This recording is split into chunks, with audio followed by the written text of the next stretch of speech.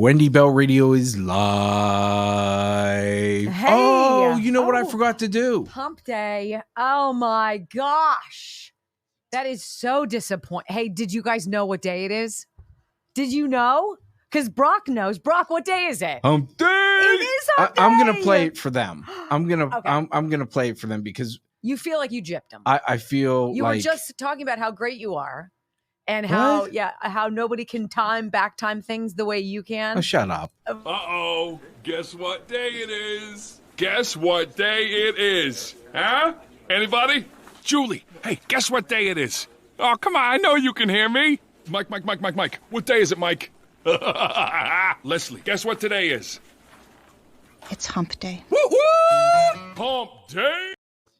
Hump day! There you go. Mike. That's the best part. Mike. Hi, everybody. What's going on?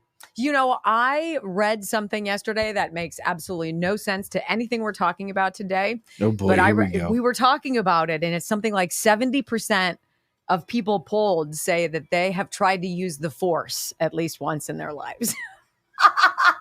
Have you ever done that? Where you're like the little boy in the VW ad. Have you ever tried to use the Force, Brock? Just admit it. Yes. It's okay. You have. What do you recall? No. But you know that you did, where you're like, I swear I can move. I do it to the bars to women. I'm like, oh, right. That's what you did. And then my Force is buy her a drink and make it a double. Oh, okay. That's how it works. I thought that was hilarious because I have tried to use the Force more than once. Today. You tried to use it today. I did because we had to switch out our stupid camera. We need to call. I need to call. That's the thing. We need to call. Well, it's just not. It's not necessarily it's not recognizing it. Right. So I mean, to call them and say, "Listen, Mama Barry, happy anniversary." Go ahead. I mean, to call them and say, it's just not recognizing the hand signs. Right. And we've tried all of it. Disconnection, go into the settings. Hey, good morning, Nick 186. What's going on? Hi, guys. Hi, Salty. Wow. Hi, Beebs. He's saying every woman I'd go after is a skank. That's not true. His wife is gorgeous and the furthest thing from a skank you could get. Wow. So I can attest to that. Yeah, so they're salty. Yeah, Salty. Where's my boyfriend, Darius? Hey, Darius. Hey. What's a gay horse eat? Hey. Oh, my gosh. That's really not very PC. I got some weird bug. It's not very it's not very inclusive. Sal, I'm very lovely today. Well, thank you. Thank you very much. And for baseball season, this should be everybody's motto. Life is too short to take a fastball down the middle. Yes, I don't disagree with you. Hey, by the way, I have to tell Marnie, who is our pimp, our licorice pimp, has sent us gifts. Look at you. You get a Brock glass. I'm going to have a cocktail this weekend. A Brock glass. And I got this how sweet. It's a bracelet, and each little part of the bracelet is the men in my life. All 6 of them. Isn't that the sweetest thing, Marnie? She put my name on it. Did you want to be a man in my life, Brock? I spend more time with you. Well, that's true. Whether you want to or not. Sorry. It's a fact. Hi, everybody. It's great to be with you. So oh my gosh. By the way. Uh-oh. You guys crushed it yesterday. Brock, tell them. What number? Was it 5 or 4? 4. It was 4. It was 4. 4 on the leaderboard. After Bongino, Crowder, and Julie Ministers. Whatever. Julie Green Ministries or something. Mm-hmm. We were number 4. And we almost got 100,000 views yesterday. Bourbon and clear alcohol can be on my diet, but I only drink during the weekends. So do I. You only drink on days that end in AY. Only in days that end in day. Yeah. That's it. Hey, when you're up at 2:30 in the morning and 5 o'clock rolls around, which is like you're cooking, 2, and you're cooking, it's nice to have a cold beer. That's all I'm going to say. Sip on a cold beer or You three. you paint it any way you want. It's your world. We're all just living in it. But I'm just saying. Mhm. I'm just saying. It's nice. That filter works on that camera too. Yeah, thank God. The filter is legendary on this camera. I should take it off to show you, but it's kind of scary. I don't think it's actually real. I think it makes you look crappy to then say, look at how much better you are. It's like the firefighter arsonist. There you go. Welcome, you guys. We love you. Well, I do. I don't know what Not Brock salty. does. 5, 4, 3, 2, 1. Welcome to your daily dose of facts to fight off the liberal gaslighting. You can be in the middle of a hurricane, You have sanctuary in the city of Chicago. or you can be on a calm day. North is still north. You could be in a thunderstorm. I am angry. We are not going back. Not ever. North is still north. People can yell at you. The hell with the Supreme Court. We will defy them. North is still north. It doesn't change fundamental things. And in this business, right is still right, even if you stand by yourself. We don't get fooled again. No. Live across the fruited plain and from sea to shining sea, we are converting the Marxist left 1 hour at a time on the Wendy Bell radio program.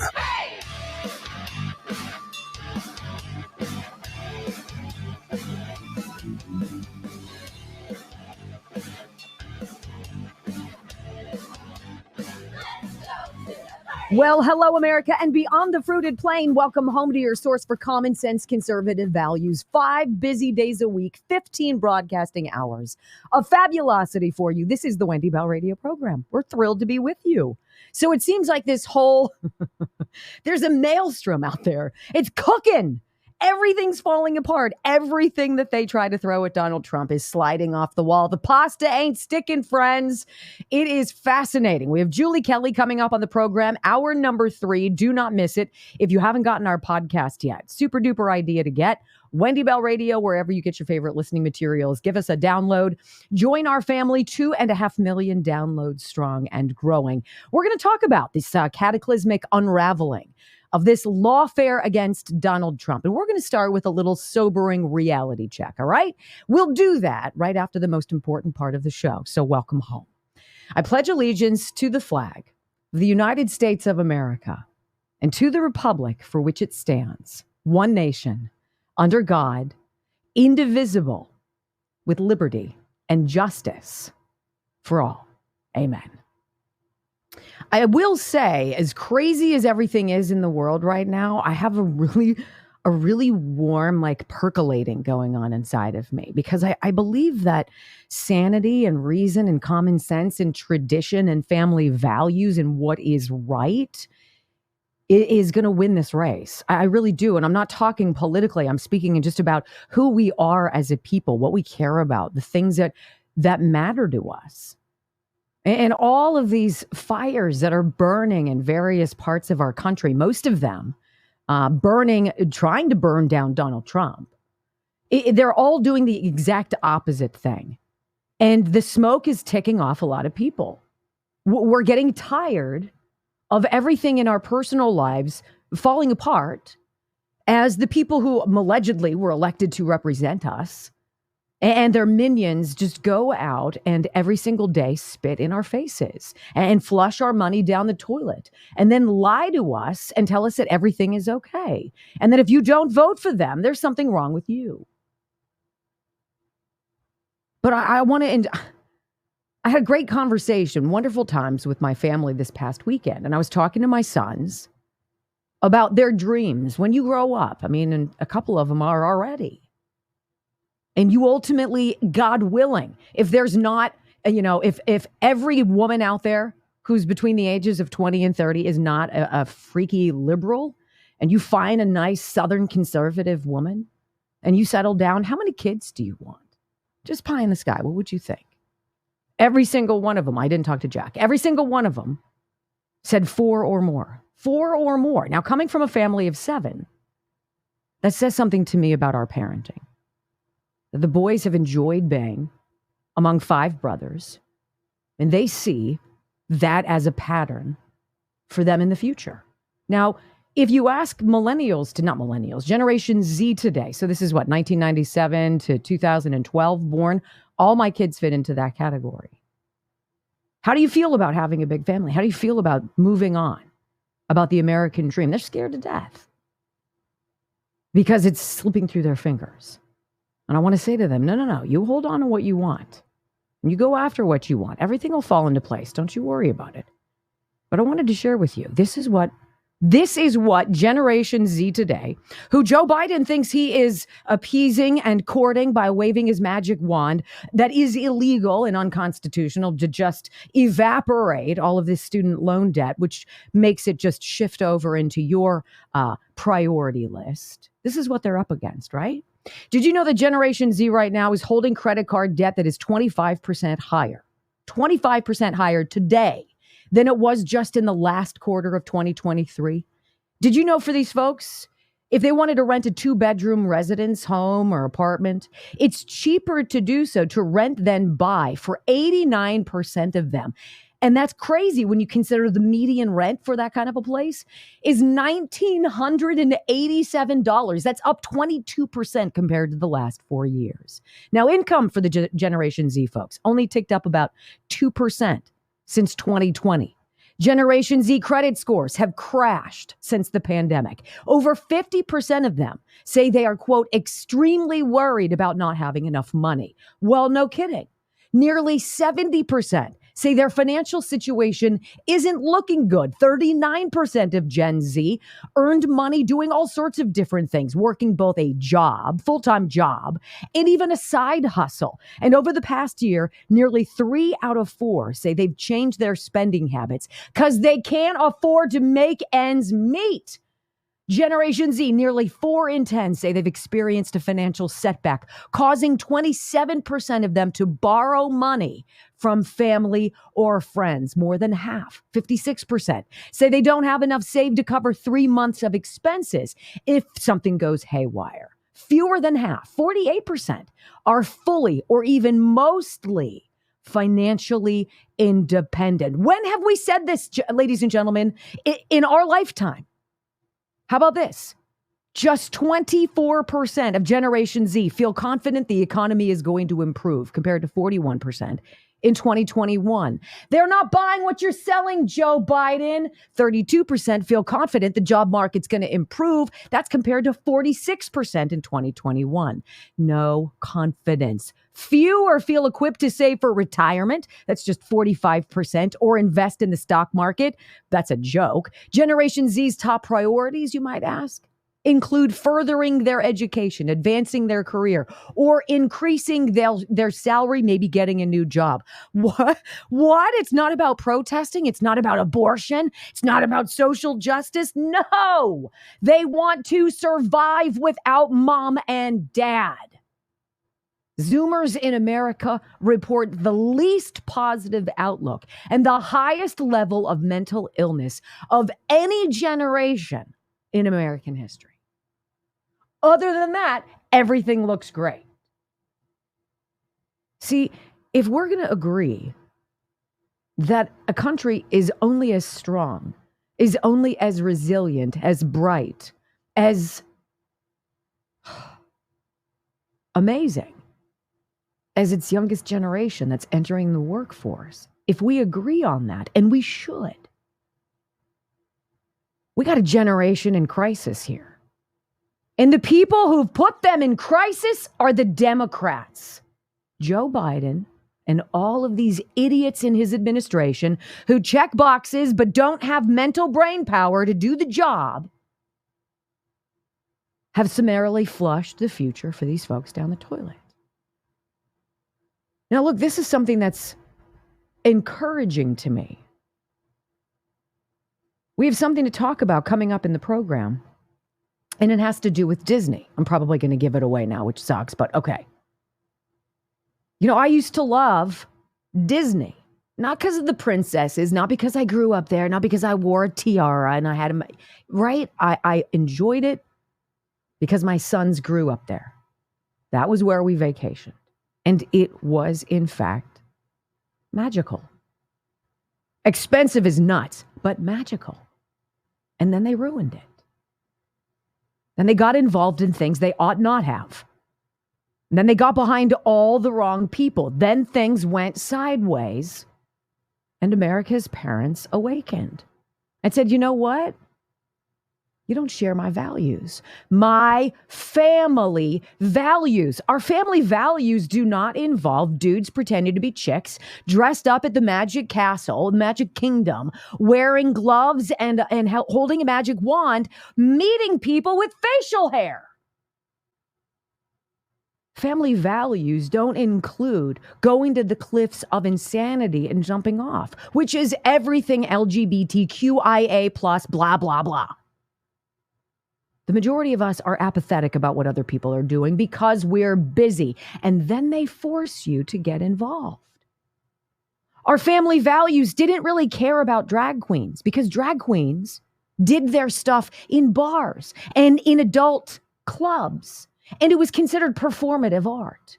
And some of them are amazing until they wanted more. They wanted extra. They wanted to start fiddling with kids and spreading politics and other nonsense we don't support. Campus protest is fine. You have a First Amendment right. But trashing a university, canceling its commencement for students who've worked for 4 years, many of whom will come out more than $100,000 in debt, is unacceptable. And our family values repudiate that. Look, the reason I started talking about Generation Z today, these are the people who must have big families, who must go out there and remember what it's like to be a couple, to experience the joy and the uncertainty and the fear of what being a parent is. But what we're doing is we're flushing away a generation's hopes. And with those hopes goes the family. That's the predicate of today's program, ladies and gentlemen. We're going to explain how it's connected in the moments ahead. When we come back, sometimes you can't make it up, my friends. Are we done with the crazy yet? Well, remember all those Confederate names that got changed for George Floyd? People want the names back. Oh boy. Next on the Wendy Bell Radio Network.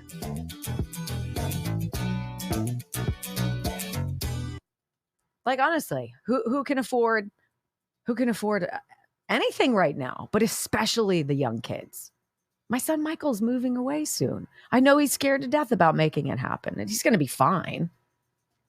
But look at what we've done. Not we, they. Pisses me off. Well, I think it comes down to these kids, and I'll call them kids, I think I'm old enough now, need to vote Republican. Mm-hmm. And not Republican, they need to vote MAGA. I don't disagree. I did not disagree. And I think what we're seeing is a lot of people realizing that, which is great.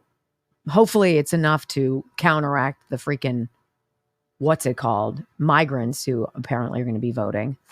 I don't know. And for the person who says they'll vote for a Democrat rather than a Republican traitor, how about this? No, you don't. One, you don't. But two, no, you don't. Vote them all out. Yeah, I don't disagree. All right, my friends, I want to talk to you about that. So Mother's Day is on Sunday, and I want to tell you about Genucel. All right. This is the product that I use on my face. This is my skincare. I love it. And I think I look okay for 54. I have some good genes on my mom's side. But I will say that I have loved and used for a couple years now the Genucel products, and they're off the charts.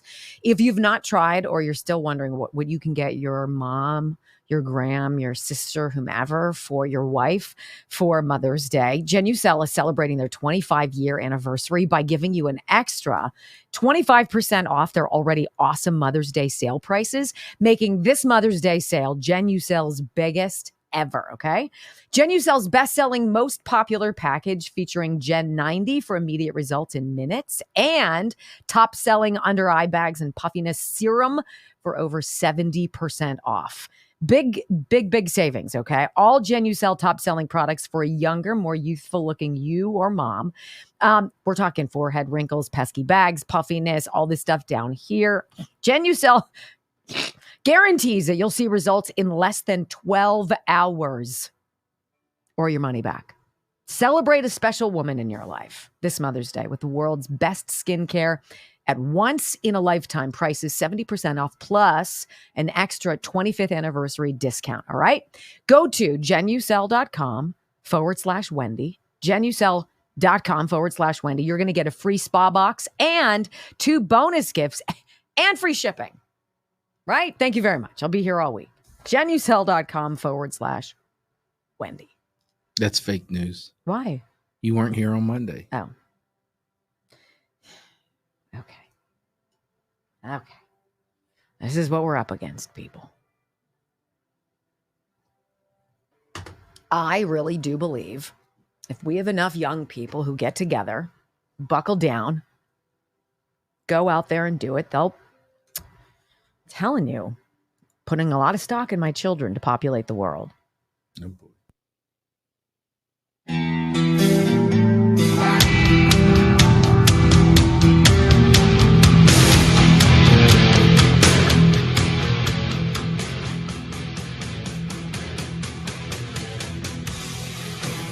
I'm not going to forgive and I'm not going to forget the ridiculous, unhinged bandwagoning in the name of George Floyd, the ultimate hero for nobody, right? What a role model. What an upstanding guy. What a law follower, right? Let's make him a martyr. So after that happened, $2 billion worth of damage across America, Antifa, Black Lives Matter, rioting, whatever. It was mostly peaceful. Right? How many different monuments and statues came down? Because, that changes everything. It was some of the dumbest behavior that I think a lot of us watched during that year. I mean, the idea that dismantling a statue of Christopher Columbus or Thomas Jefferson or George Washington or whomever is going to move any kind of stupid progressive needle, it just dumbs down your mental acuity. So it makes me feel better when I see this from justthenews.com that at least in one town in Virginia, folks there overwhelmingly say, hey, we want our Confederate general names back. We want them back on our schools because you lunatics, you went haywire. We didn't condone it. And so now we're going to reverse the damage. I feel like that's so much of what we're doing. We need to go back and reverse a lot of this negative damage that's been done. So here's the story. Restoring history. Movement to return Confederate-linked names to schools garners traction. I think that buries the story in the headline because it is so much bigger than that. So here's the story. The movement to restore these names of Confederate military leaders on schools is getting traction in a Virginia county, with the school board set to vote on the matter this week amid fierce oppositions from minority groups. I wish these minority groups would be so active to call out the Democrats who have disappointed them, who've used them, who've lied to them, manipulated them, and kept their knees on their necks for generations. Alas, we'll focus on this. Stonewall Jackson High School and Ashby Lee Elementary School were renamed Mountain View High School and Honey Run Elementary School after the Shenandoah County School Board passed a resolution in 2020 that condemned racism and affirmed the creation of a, quote, inclusive environment. That's as dumb as the Boy Scouts changing their name, which they've done. And we're going to talk about that later. Now, these schools officially started to go by their new names in the fall of 2021, and they dropped $305,000 to do it because, that's money well spent. You can't tell me that the $305,000 to change the logos and the signs outside and all the papers and the, mailing stuff that couldn't have been spent elsewhere better. Well, this is the part that got me, all right? They didn't hold public hearings. They had a wacko liberal school board wave a wand, said, oh, it's racist. We've got to get rid of these racist Confederate names and put these other stupid names on here. Well, so there's a petition going on, all right? A survey sent to more than 8,500 residents in the district. And this district feeds both the high school and the elementary school in question. Of the 8,500 people who received this, 1,160 people responded. How many do you think overwhelmingly said, we want our Confederate names, our heritage, our American history back? What do you think? Maybe 50% or 60%? Would that be good? How about 91.3% of the people? 90. This is called the restoration of common sense. That's what this is. This is moms and dads and grandparents saying this is so dumb. We've run out of ways in which progressives can ruin our communities, and we're taking it back. So sit down, and you sniveling school board members, shut up, because we're in charge. Without our children, you don't have jobs. So how about you put a sock in it? That is what is going on. Why is this so important? Crazy doesn't last. You can't negotiate with crazy. You can't reason with crazy. And the people who fall into the vortex of crazy obviously are struggling. And they find some sort of belonging in a movement, no matter how noxious, no matter how toxic or destructive. It gives them purpose. Look at what these protesters have left behind on these college campuses. Aren't these leftists supposed to be big environmental people? Aren't we worried about the climate and worried about our imprint on it, our footprint, our impact, right? Did you see what they left behind? Filth, destruction, broken windows, spray paint. There was a World War I monument that was just defaced. Crazy doesn't understand history. Crazy doesn't have family values. Crazy knows crazy. And it's scary if you see one of your kids drifting off to crazy. I think what we're up against here and what we're going to see in the months ahead is a major, major reboot. We need to get back to the factory settings. We need to get back to the times where moms had babies and raised their kids and dads worked, right? Girls can have careers. We can. We do. But it doesn't make me old school to say traditional family values work, because they do. We look at the Asian community. We look at the Mormons. We look at the Mennonite and the Amish. What do? What's the secret sauce? Well, it's faith and it's freedom, but it's family. When we come back, my friends, don't believe what you see on these campuses, all right? Because our kids aren't falling for the madness either. In fact, they're hardly paying attention. Wait, what? I got the details next on the Wendy Bell Radio program.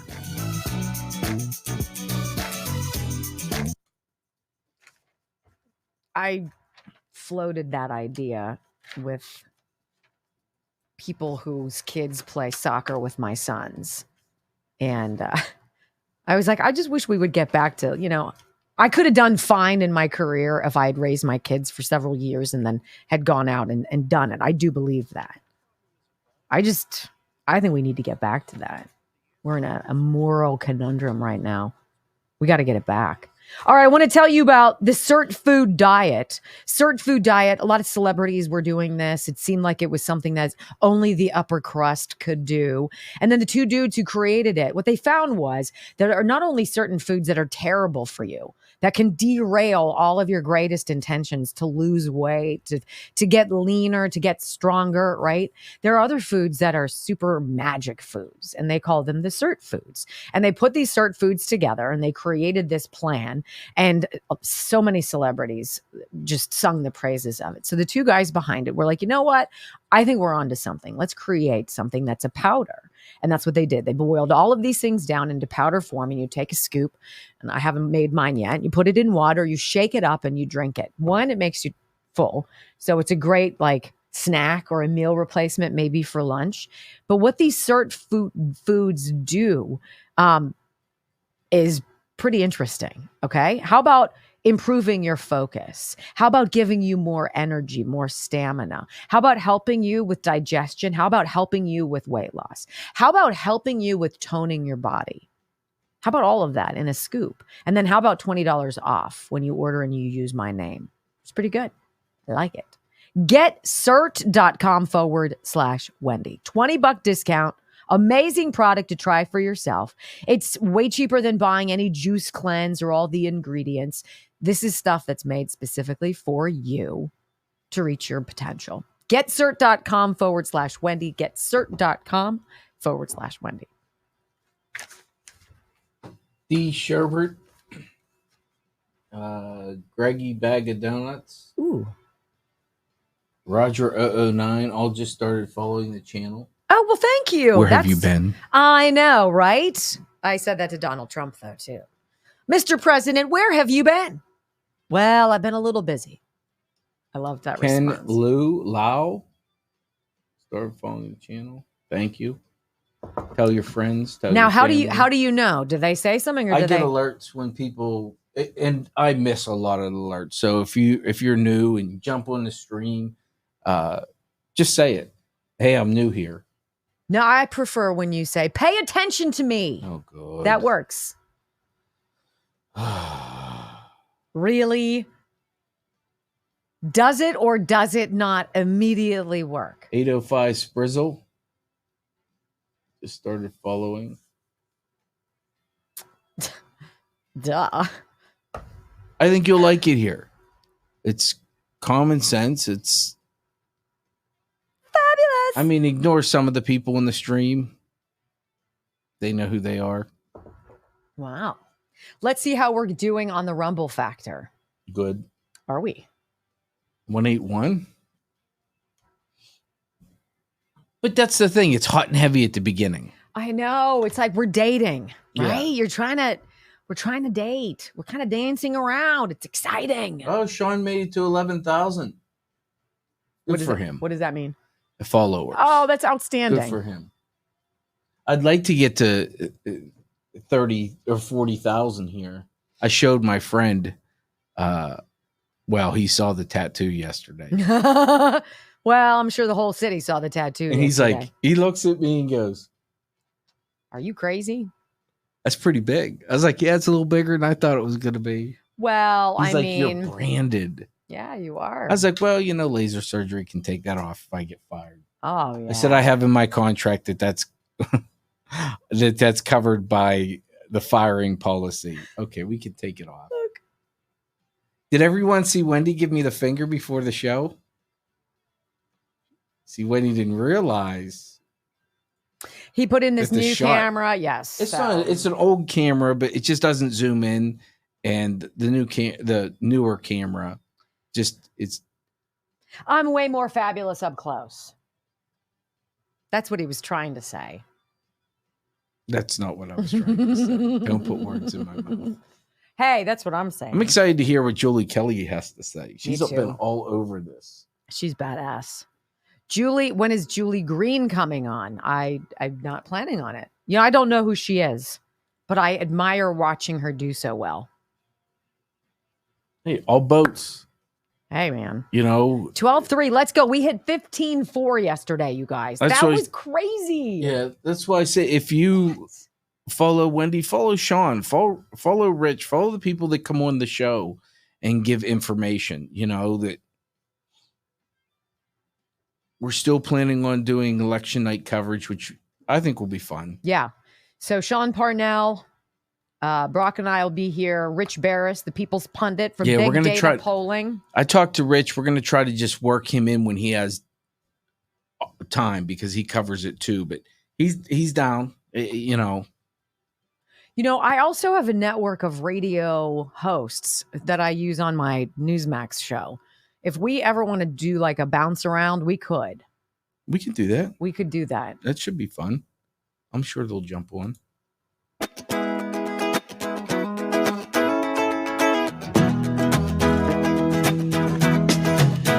Yeah, I would be so furious.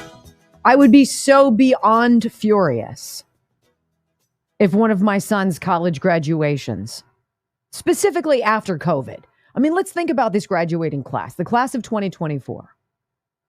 These kids were the class of 2020 in high school. They got shafted, royally shafted. Certain moments in life that might not matter to you when you're 50 or 60 or whatever, but they're formative. They're important. It's the memory. It's the photograph of prom. It's the senior week. It's certainly graduation. And the class of 2020 and 2024 now lost all of that. So now for selfish, ignorant, brainwashed, and infiltrated activists setting up shop and setting up like chop zones, Chaz zones, whatever those stupid things were during the Summer of Love, which were just mangy, grungy, dirty, angry, destructive people getting together and believing that they were above the law, setting up on college campuses and creating such a mess now that the schools have had little recourse but to cancel graduation. First of all, I think there's always recourse. I think this works. Get the hell off our lawn. Get out. I think that works. That works. Doesn't that works for you? It works for me. You have a bunch of namby-pamby, vanilla white bread, rice cake, flavorless, spineless people in positions of power making gobs of money as the head of their universities and colleges who aren't standing up to the suck and saying, you know what, crybabies, get the hell off our campus. We have graduation to set up, and you've already trashed the grass. So you would think all of these college kids, oh my gosh, they're brainwashed. How could you possibly be out there protesting on the side of terror and chanting death to Jews? I mean, like, really? It's easy to have that be your smoke in your eyes and have it burn and make you angry and lose faith in this generation, Generation Z. But that's not what's going on. They've been co-opted, as you well know. So Axios. It totally freaks me out when I'm telling you stories from Axios, which are kind of reasonable. I'm like, what's going on with you people? Here's the headline, exclusive poll. It's like breaking news. It's really never, ever breaking news, right? Most college students shrug at nationwide protests. What? I mean, like, is that just a few? Is it a lot? It's the vast majority. So issues college students say are most important to them. This is interesting. Number one, healthcare reform at 40%. I didn't peg that. That's interesting. 40%. Number two, educational funding and access. They want free stuff, probably. Number three, economic fairness and opportunity. 4, racial justice and civil rights. 5, climate change. 6, gun control and safety. 7, immigration policies. Down at 8, national security and terrorism. That should be up higher. That's at 15%. In dead last among kids polled in college is the conflict in the Middle East. And furthermore, the majority of the students polled say they're annoyed by the people who've co-opted their campuses, have destroyed property, have ruined their graduations, and they want them prosecuted. It's called law and order, consequences, rules. You know what your traditional family values taught your kids the same way your parents taught you. College protests against Israel's war in Gaza are dominating the headlines. Only a sliver, though, of students are participating or view it as a top issue. This is a new Generation Lab survey shared exclusively with Axios. Now, the poll hints that the war and the accompanying protests might not hurt Joe Biden's election prospects so much among young college voters, or young voters, I should say, as much as previously thought. That's not why I'm interested, though. What's the number of students? 1,250 college students polled. Only a small minority said they've participated in either side of the protests. 8%. 8%. We are watching something that is High School Musical. I thought that the January 6th Unselect Committee, that was theatrical, poor theatrics, right? Everything we see happening in Congress seems similarly. This that we're seeing on the college campus, along the same vein. The students aren't participating. They go to watch and then they move along and do other things, but they're not in the throes of it. You know who is? Have you guys seen what's going on at Princeton? Gosh, we thought Harvard got a black eye with that Claudine Gay piece of work, serial plagiarist, and all the other people who never get fired, never get consequences, you know. Well, you're the president of one of the elite universities in the country, in the world, and you faked your own dissertation and stuff. I mean, look, try not to do it again. Really? Students get caught doing that, they get bounced. Stat. I want you to hear some of this.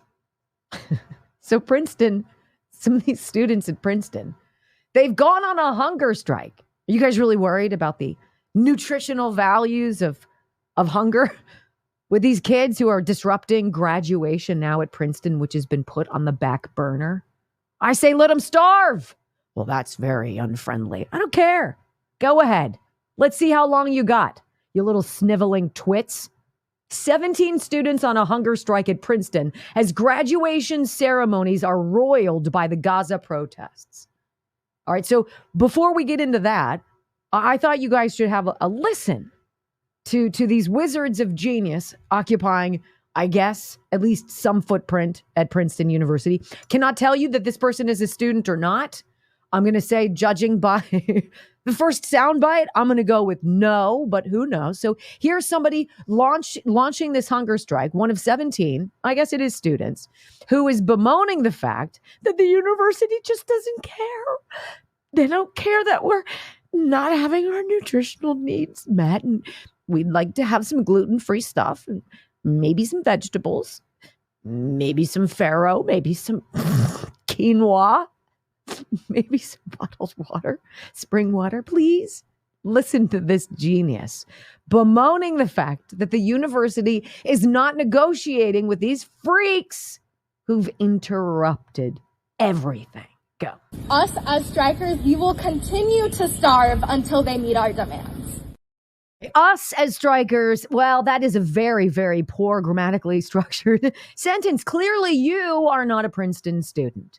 It would be we as strikers. Let's proceed. We get past that English lesson for these kids. Go ahead. In addition, I would like to note that the administration is also lying to the media. To the media, they have announced that they have been consistently sending their own doctors to come to our area and monitor us hunger strikers and monitor our health.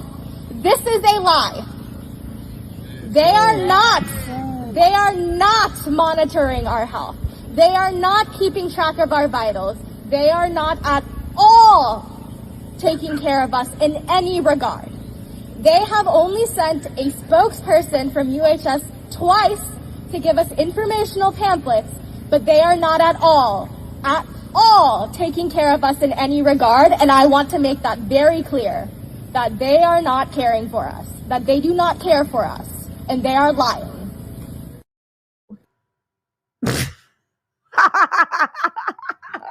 Okay, so now there's that Generation Z that I'm hopeful for. She's not a member of it. She hasn't been entered into the club yet. They're not caring for us. They haven't sent any doctors to monitor our vital signs. What if we die? Oh boy. There are some people who needed to be spanked far more than they ever were. Again, traditional family values. We need to get back to the basics. You've got to love when people who decide to be malignant, who decide to protest something that really does not impact them in the moment, right? who decide to be a spectacle, who want to grind down a university's operations, who want to steal from the already robbed from class of 2024, the basic dignity and the joy that their hard work has earned them. To stand out in the baking sun, listening to a keynote speaker drone on for 45 minutes, to just walk across the stage, shake somebody's hand, grab an empty thing that makes it look like you have a diploma inside, smile for a photograph, and then tuck that away in your family album of memories. We don't care if you're thirsty.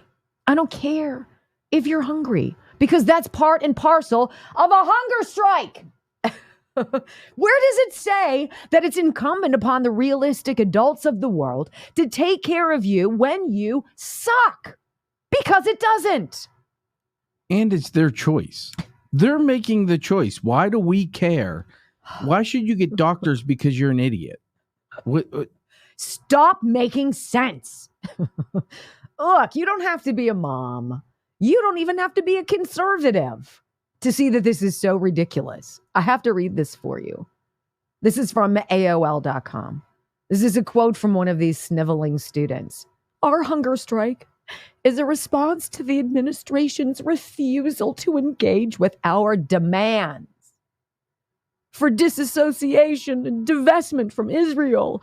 First of all, who the hell are you? So sit down.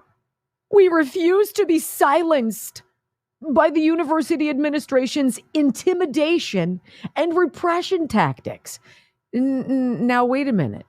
So they've just decided not to pay attention to you, and you're saying that you're being silenced. Last time I heard, you're the one who's talking. You're the one who's creating conflict, not the university. And by the way, refusing to talk to you and negotiate with crazy does not equal repression and intimidation. It's called good parenting. Good parenting. And you should be spanked. We struggle together in solidarity with the people of Palestine. Show me Palestine on a map. We commit our bodies to their liberation. One striker said in a video statement posted, come on. We're going to sacrifice our bodies. If I had a food truck, I would park it right outside of them and let all the students get free meals in front of them. You got to open up some fire pits and start cooking some steaks and being like, oh, this smells good. They better be vegan steaks. I'm so sorry you guys are hungry over there. Sprouts, anyone? Quick timeout. When we're back, how about this? Parents suing a woke school board because of what they did to their kid. What did he say? He called immigrants illegal and got suspended. What? Next on the Wendy Bell radio program. Oh, my heavens. Oh, my heavens. It's so great. I shouldn't have that much fun. But that sound is... they don't care for us. They're not monitoring. Well, you know what? When you're hungry, you'll probably get your butts up and you'll leave. So, toodaloo. Run along now. Bye-bye. Want to tell you about the Disc Institute of Pittsburgh. And I've been very honest about my family's struggle with what Dr. Rafferty fixes. Because my father has spinal stenosis and he is in miserable pain. He can walk for a while. And he's like the steady arm for my mom, who has fallen a couple times, and she's really gotten hurt. What are you doing? Dad, you got to take care of yourself, please, we said. Because there's help out there. Your discs can grow back, and the pain can go away, and you don't have to have surgery, which is freaky anyway. It's called intradisc nutrosis. Dr. Richard Rafferty at the Disc Institute of Pittsburgh. Why would I come to Pittsburgh? Because he fixes you. That's something that I would do. 412-906-9600. 412-906-9600. PittsburghDiscInstitute.com. He's awesome. I want him to come see Dr. Rafferty. Because maybe he'll take me to dinner, you know. You want my dad to take you to dinner? Yeah, he took us all to Stinky's last time. Oh, I thought you just wanted to go alone with him. Oh, I enjoyed talking to your father. He's a very interesting man. I enjoy him very Super much. nice guy. Which kind of shocked me. Just saying. He didn't correct my English. He didn't do any of that. Just saying. Well, look, you don't start a sentence with us protesters. No, I'm not that bad. Right? I mean, just say protesters and you wouldn't say us is upset. Like, you're a moron. Can you imagine if she would have ended that sentence in a preposition? Your head would have exploded. Brock, at least we're on the same page. Your head would have exploded. I know. And I'm a product of 2 state schools and public schools for high school. Right? I'm not playing with fire. She knows she corrects my English constantly. Should have went is also no, it something. should have gone. I know. It should never. She should have said us protesters should have went to Gaza. Oh my goodness. Because that's where it's at. That was great. Very disturbing. Very, very disturbing. You guys are crushing it. We 2K rumbles at 9:36. We're at 222. Ooh, how you doing? I don't know. Can you get to 2.5 by 10? Wow. That would be. Look at that. Look at that great curl. It's taking everything I have to not twirl it. Wow. Sorry. What? All morning. It's all afternoon. That's not true. You working out today? Yes. I wasn't invited. I have to maintain my buffness. You don't want to see these. Right. You don't want to see mine. The only way mine even show up is if I do weird things like this. I need to get her. Honestly, maybe not. I need to get her to weight train me instead of all the stretching. Well, stretching starts, but you want to be as ripped as I am. Yeah. I need to get the. You can dream, babe. Wow. Just saying. Wow. See, your dad's a lot nicer to me.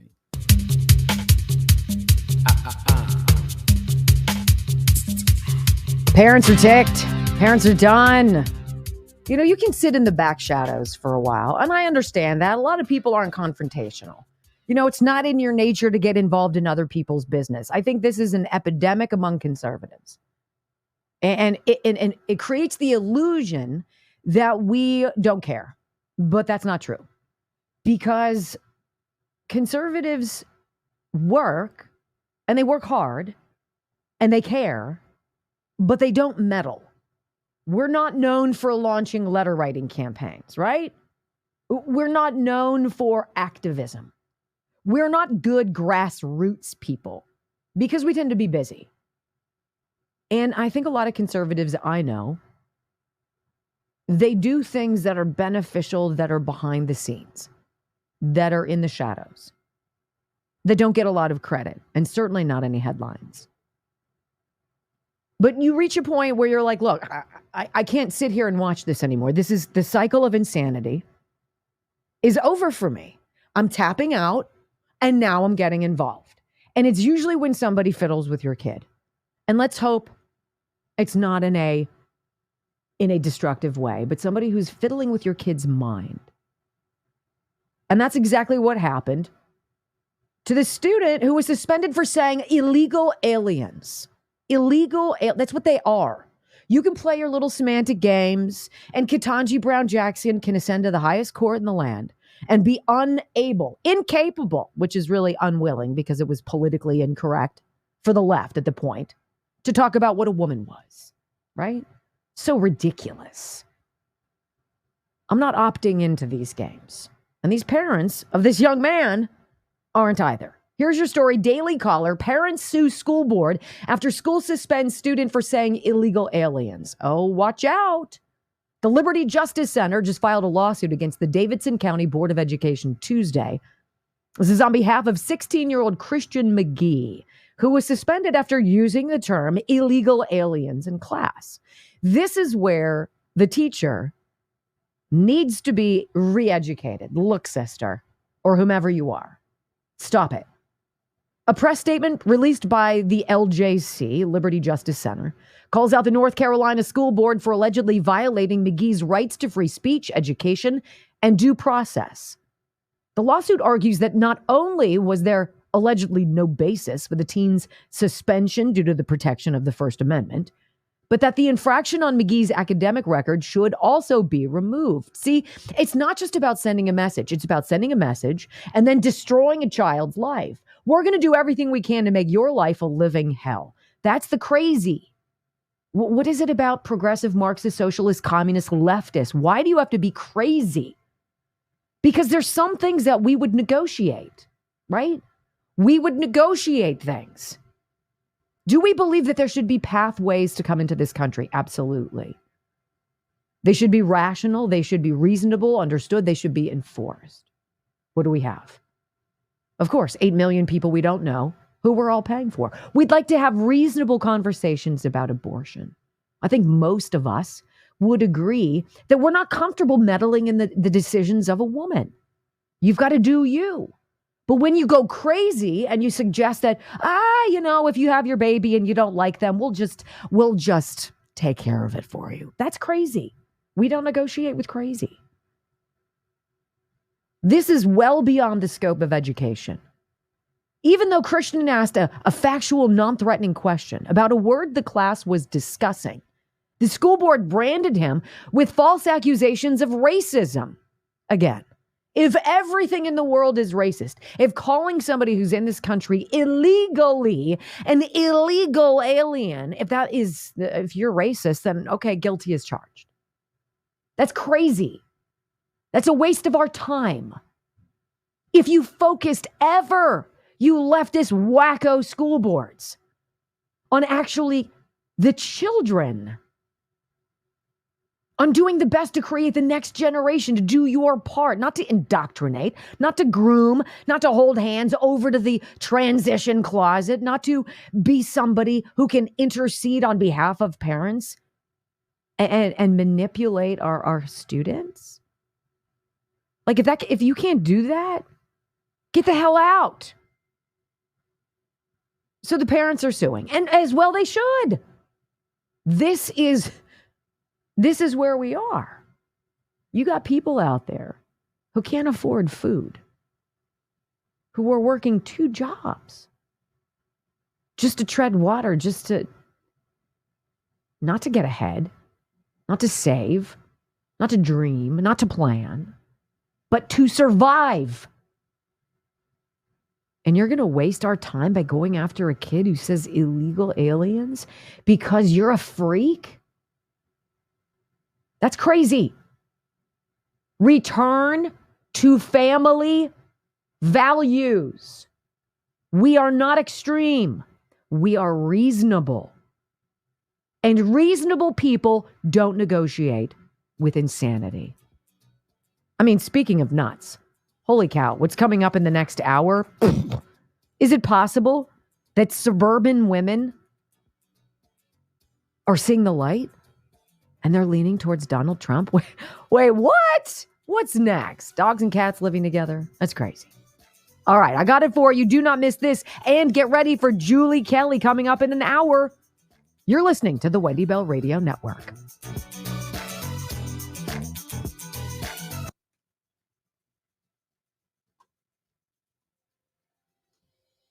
You guys, I have not talked about Crescent Mountain Coffee. All right. Hold on. Oh. Hold, please. Hold.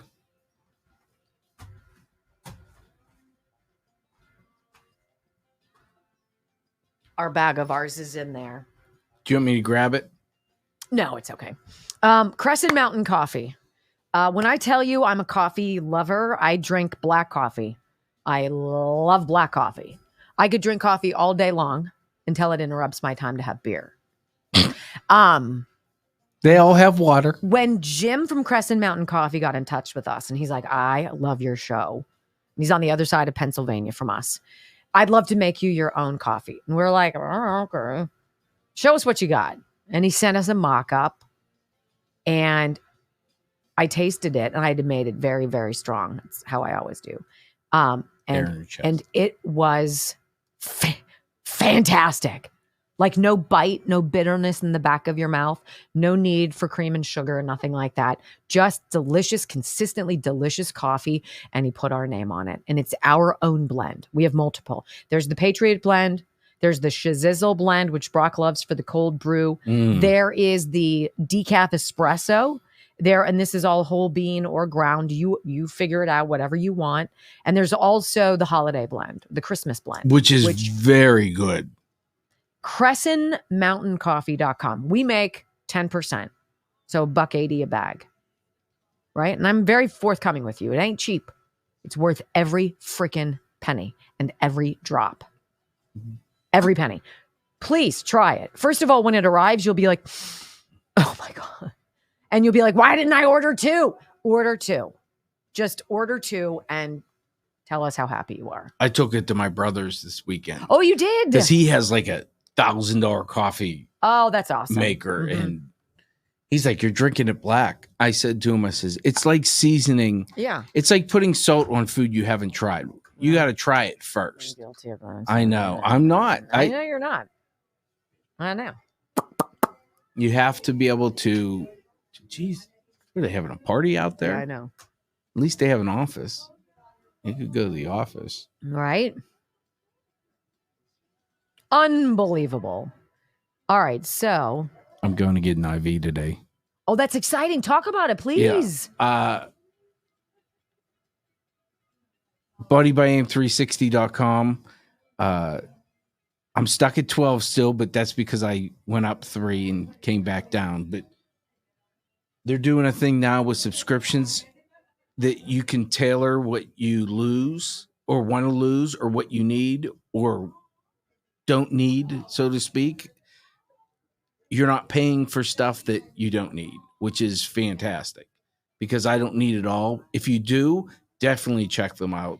What's great about BodyByAim360.com, if you guys are just joining us, is it's all started with blood work. You get a prescription from Dr. Dubiak. You go to your local phlebotomist, wherever you go. They take your blood, and it's the most extensive blood work you'll ever have. Your PCP would never order it. Your insurance would never cover it. Dr. Dubiak eats hundreds of dollars for every single person who gets this blood work because you get a binder. It's like, and like I got an email. Like, oh my God. I got an email from them that said they're up until May 13th. I believe blood work is 50% off for Mother's Day. Oh my gosh. Go. So definitely check them out. 227-9255. You don't have to be in Pennsylvania to enjoy this program. 412-227-9255. Their website is fantastic. Yeah. BodyByAim360.com. And so is Allie's cookbook. It's nice.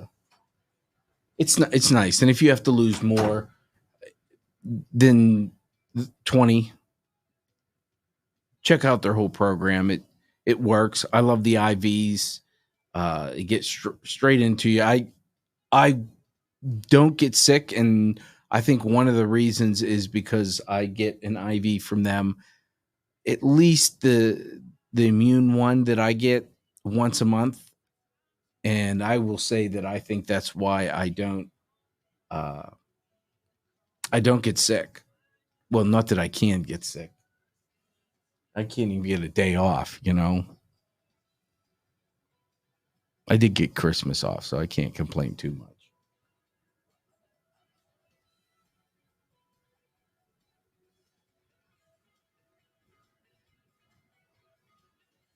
The lab work is, I found out so much. One of the reasons I couldn't lose weight was because I had low testosterone.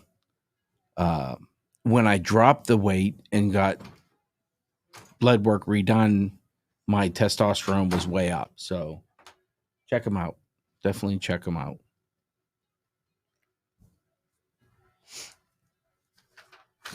So did we reach it for the first hour?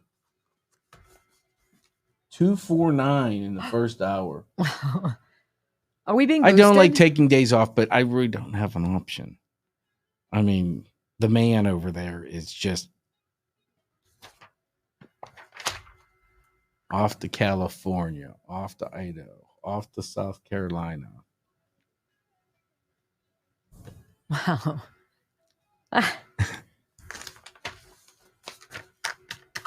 One day I'll get a day off. I wouldn't know what to do with myself. As I've long said, you need to train someone. I'm far from bony, please. Let's you not. need to train someone. That's kind of important. Just saying. Sherry says Kelly Morgan is going to help me remotely. Yes. Yeah. And I think she's got a waiting list. I think she's freaking killing it. And she has franchises too available. Like, it would be the greatest business to slide into. I don't have a before and after picture. This is the after picture. Go back in the stream. You can see how fat I was. No. You and I were at an event. We have pictures. I'll find pictures because he puts pictures of me. But I have some of those. Go ahead. I have some when she was 24. 3, 2, and like 4. 1. Wendy Bell. Inspiring solutions to save America, one show at a time. Are you ready to get on board? They believe that they can destroy this bond that exists between you and Trump if they somehow make Trump look bad, make Trump look like a reprobate, embarrass you about Trump. They can't do it because you came before Trump. Desperately want Trump gone, and I know that they desperately want it codified, that Trump cannot run again, because make no mistake, they remain scared to death of you, and they remain scared to death of Trump. Trump, 75 million, 80 million votes. And I'm going to tell you, you're not going anywhere. Even if Trump does, you're not, which I think remains one of our big campaign strengths going forward. They can't separate you from Trump. And more importantly, they can't separate you from the ideas. They can't separate you from MAGA. They can't separate you from Make America Great Again. From sea to shining sea, 3 hours of bold truth and excellence. The Wendy Bell Radio Program.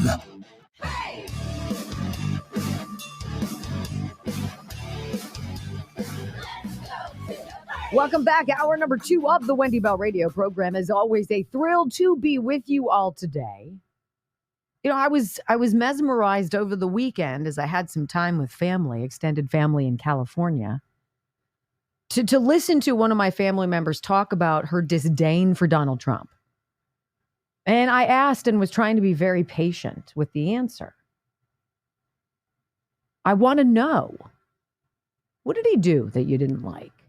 What is it about him that rubs you the wrong way? Why do you feel the way you do about him? See, my views on Donald Trump have an awful lot to do with policy. I've begun liking him more and more over the course of the years because I watched how many people were unfair. And being a former television news anchor and reporter, I paid close attention to the media, and the coverage was ridiculous. And so I started paying attention. And the headlines that would come out that were thin on details, thick on hyperbole and suggestion, innuendo, guilt by association, or just flat out propaganda.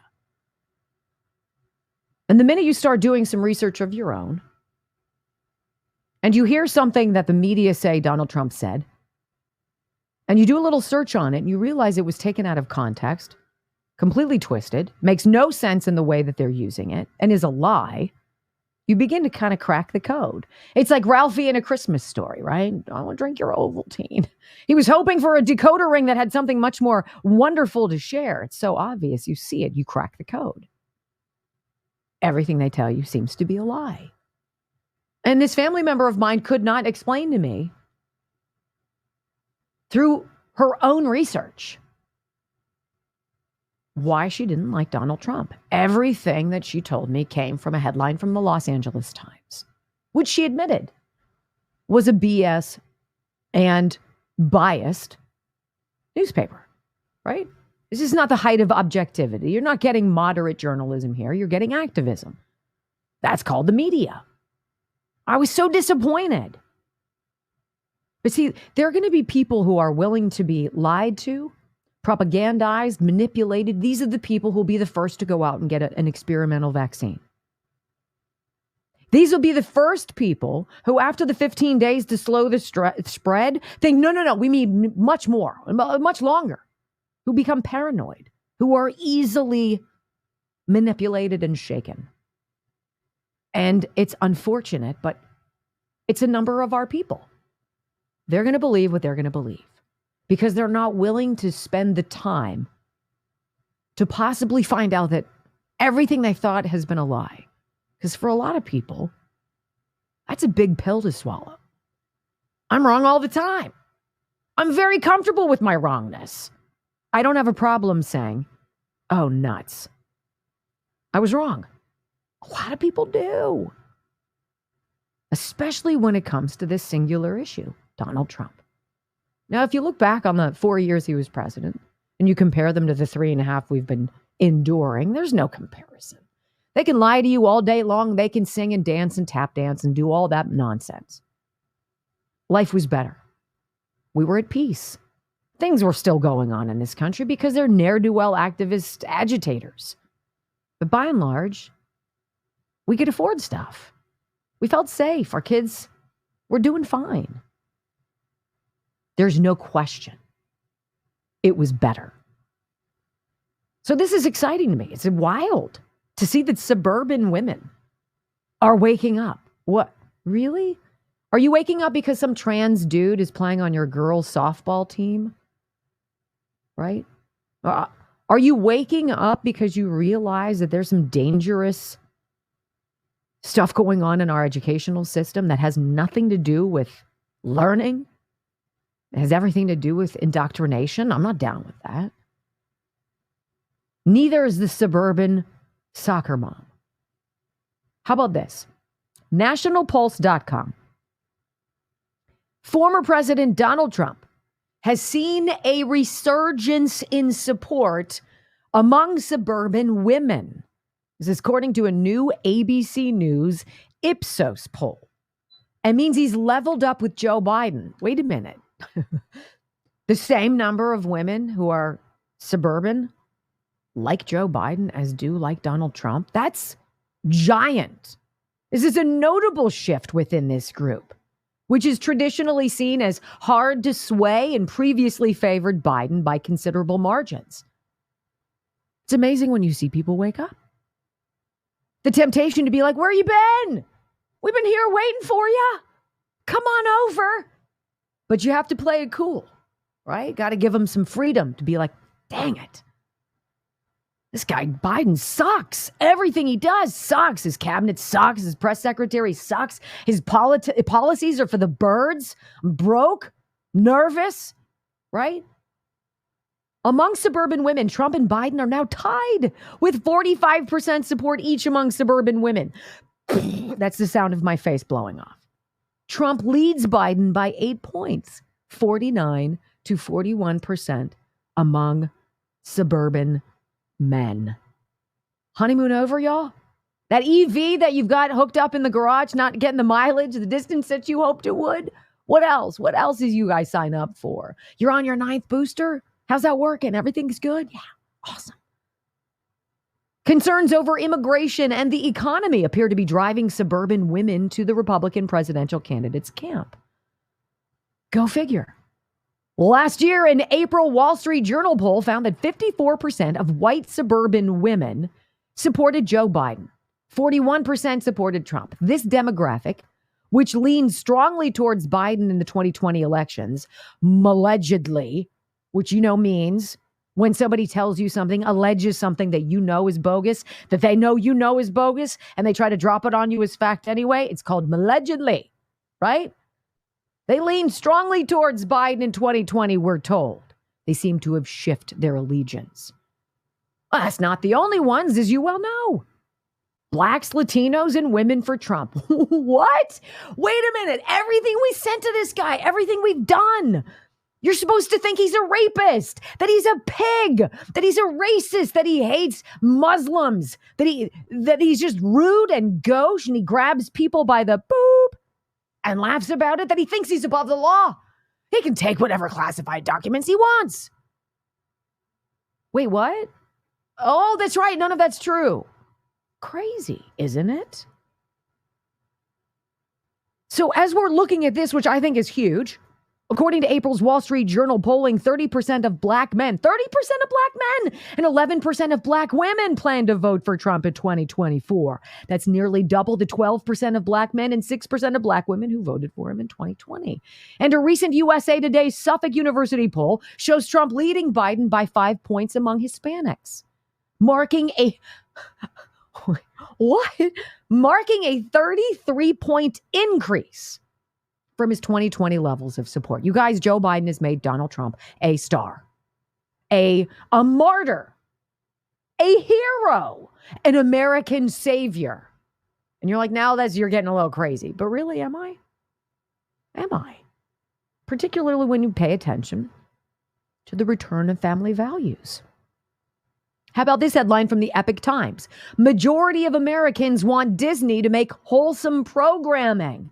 Survey finds. Wait, what? You don't want a lesbian Frozen? Where the sisters are more than blood related? You're like, ew, what are you doing? Yes, can you see this coming down the road? Of course you can. Or about some transgender so-and-so, or everything's about equity. You know what? Stop forcing it on people. We do really, really well. Having traveled the last 4 weekends, being in other states and cities, being in busy airports, being on college campuses, being at soccer tournaments in the middle of freaking nowhere, Delaware, and being home with my family at a college graduation in California. We do really, really well together. We look out for each other. We're respectful of one another. We take care of those who need help. People aren't looking at each other saying, well, that's a white guy, I'm not going to talk to him. Or that's a black person, I don't like those people. Hello? Of course, Disney needs to focus on the magic, the secret sauce. Creating a world of fantasy that's not laden with suck. It's not complicated, friends. Nice to see suburban women coming to the party. Welcome. When we come back on the Wendy Bell radio program, you know this stolen election story? You know, the big lie that got a lot of us fired? Is it starting to make mainstream now? Oh, yeah. Let's set our sights on Milwaukee, my friends. Oh, boy. I got great news for you coming up next on the Wendy Bell Radio Network.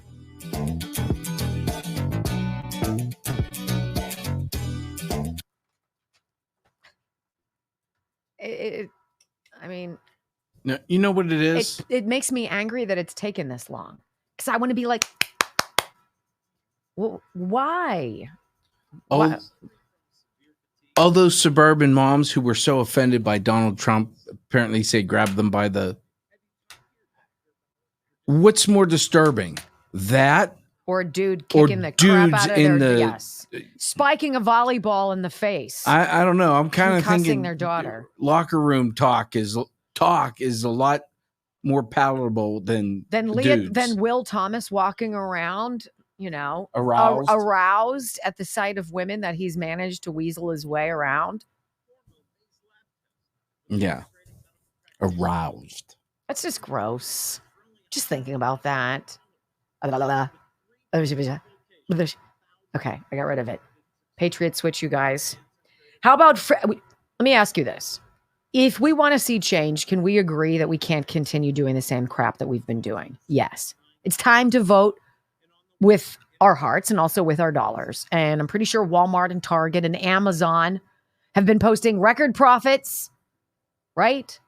All the while, Unilever, Johnson & Johnson, Procter & Gamble, all they do is suck up all the mom and pops, the Burt's Bees, the innovators, the think outside the boxers, and they absorb them into their own umbrella of suck. Well, if you want freedom of choice, if you don't like shopping where there's a monopoly where you've got no choice at all, and you're wondering what you can do during these ridiculous times of inflation, well, there's an easy thing you can do. And you can join us by joining Patriot Switch. Patriot Switch is a movement. It's $1 right now, I think, for the rest of the year to join. And it puts at your fingertips on your computer 450 household products that you use to stay clean, keep your family clean, your house clean, your laundry, your clothing, anything in your kitchen, underneath your sink, and in the closet upstairs, in your laundry room, and in your bathrooms. You think about that stuff, 450 items. Patriot Switch makes here in America, American workers, no chemicals, prices that are awesome. You're going to prefer these products. I do. And I've only scratched the surface. I've bought maybe 50 of the 450 products. Every single month, it's a new option. PatriotSwitch.com/Wendy. It starts by getting educated. And if that sounds interesting to you and you might want to make the switch, you're not beholden to Head and Shoulders or to Pine Sol, and you might try a different brand that you like better, join us. PatriotSwitch.com/Wendy. I like their protein. I like everything. Thanks. These little bars, wow. Chocolate and delicious. I'm not a big chocolate person. So good. It's when I'm starting to get hangry. I'm not being very nice to Brock. That could be 4 o'clock in the morning. Anytime, 4 o'clock in the evening. I will say this, she's a lot nicer after a couple beers. Oh my. That just makes me sound like a lush. That's not a very nice. Let's say I know my limit. Wow. Look at the number. With what? Which number? 15,000 again? I mean, all right. If there's 15,000, we should be able to get to 3,000 rumbles easy. Who wouldn't want to be a part of this? Oh boy. Right? I know.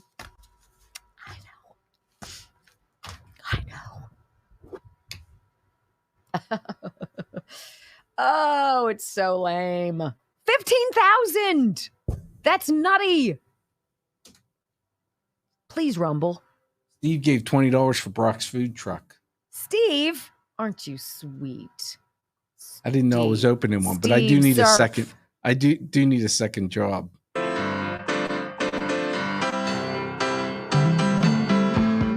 You know, this stolen election story is becoming more mainstream. Frustrating, isn't it? It's almost like it was so 4 years ago. 3.5 at least. I know I got pushback at the radio station Brock and I originally worked at together when they were like, oh, what is she saying? And I was like, look, I'm just kind of thinking that we should be able to ask questions. Sort of like that boy in the North Carolina school who called them illegal immigrants. Well, that's what they are. Sorry that gets in the way of your feelings, your suck, your fantasy, your alternate universe. But jazz went on that day. November 3rd, that dragged out into November 4th and 5th and 10th. And in Pennsylvania, we couldn't get our shizzle together for like 2 weeks because it's the land before time, ruined by Democrats. So now all of a sudden, we're hearing about this Milwaukee election director. She's a piece of work. Looks like your typical angry, frustrated, liberal named Claire. Oh, Claire Woodall-Vaugh. She gets fired after, quote, coming up with 64,000 fake ballots that she printed out and had employees fill out on election night. Wait a minute. Let's read this quickly, okay? Fired? That's called election interference. Isn't that a felony? Isn't lying under oath a felony as well? Dr. Fauci gets away with it. Isn't Joe Biden and his crime family, aren't they criminals as well, selling access to the office of the vice president and the presidency? Well, whatever. They're Democrats. They can do whatever the hell they want. Let's look at Milwaukee. Its own vortex of suck. The smoking gun here. Emails have been uncovered of this Claire Woodall-Vaugh on election night 2020 joking about, quote, delivering the margin needed to flip the state from Trump to Biden. This happened where you are? You went to bed? Oh, thank God Trump's won.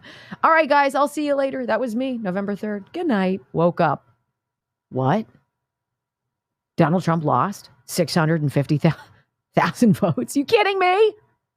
In the email exchange, Ryan Chu from the election group said to Claire, "Damn, Claire, you have a flair for drama, delivering just the margin needed at 3 a.m.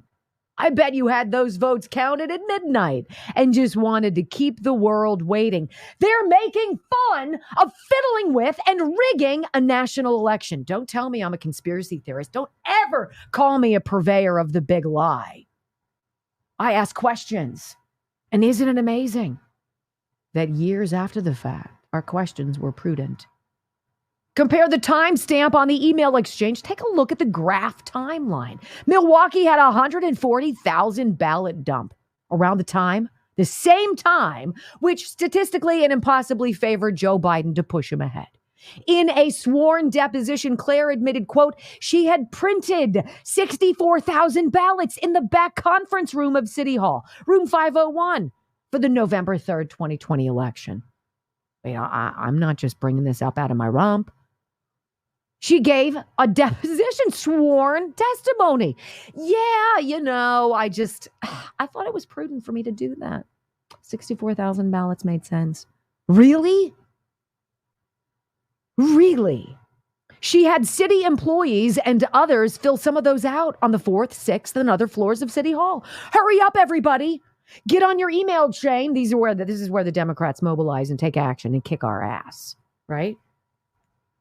Look, I need a bunch of people to help me fill out these ballots. And then, not only do people do it, nobody says a word. I'd be ravaged. I'd be up all night. I'd be like, oh my gosh, I just cheated. But yet I haven't sold my soul to the devil yet, so it would make sense. These people, yeah, what do you need, Claire? I got my best people on it. Claire then kicked out observers around 10:30 p.m. on November 3rd, and then brought in large amounts of ballots at 1:15 a.m. on November 4th. The result? Donald Trump was leading in Wisconsin by 120,000 votes, and he himself warned of late-night ballot dumps, almost like he knew what was going on. And he was right. Vote totals. Biden, 1,630,000. Trump, 1,610,000. Joe Biden, wow, what a slippery election win with just 20,000 vote difference. They stole the 2020 election. The wrong guy is in the White House. I don't care if that ruffles your feathers, if that makes you feel uncomfortable, because my facts don't give a rip about your feelings. This doesn't change until you get involved, of course. This doesn't change until you realize maybe you're newly retired. Maybe you're a little bored. Maybe you've got some extra time on your hands. Well, you've got an elections board. You have people in your community and your zip code to reach out to. You can get involved. You can be the set of eyes. You can be the next whistleblower, or at the very least, you can be that brick wall that they might think twice about cheating over. It must be too big to rig. That's non-negotiable. Too big to rig. That means turn out, turn out, turn out. When we come back, salacious and sleazy, right? Who could I possibly be talking about? Well, in this instance, it's Stormy Daniels, the woman who said she didn't have sex with the president, who talked about how she had sex with the president. I got it. Next on the Wendy Bell Radio Network.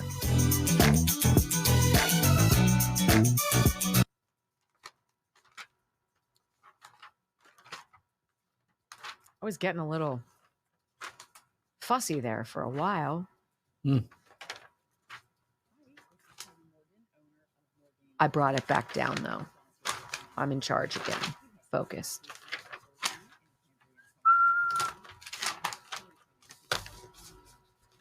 Remember in Pittsburgh when they... Oh, sorry. No, please. Pittsburgh and Philly, they stopped counting, and their reason was the people counting are tired. You work one day a year. Yeah, just get in there. Yeah. Get the crap done. Yeah. It's your job. I mean, how hard is it to go? 1, 2, 3. The count does it on Sesame Street every day. 1 illegal vote. Wow. 2 illegal Are you votes. pushing a conspiracy theory? I am. I know. It's all out there. And here's all out there. It's not even funny, like, I think, that's so weird. the only way to keep a secret is to be the only one that knows it.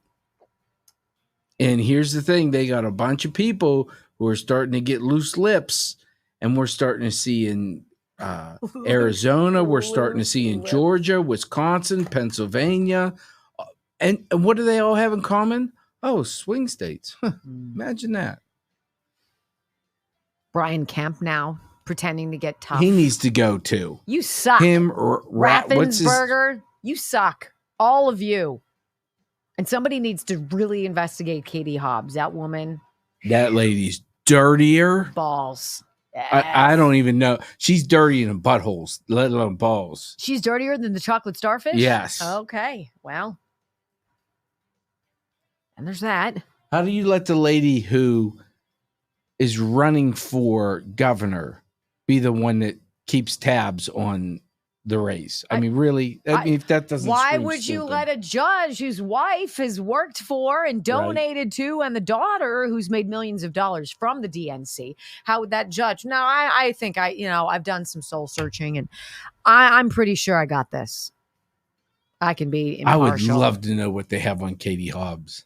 Oh man. And who's in her pocket? I'm telling you what, it's a steady stream now. It's all bribery and blackmail, babe. God, I wish my chair wasn't broken.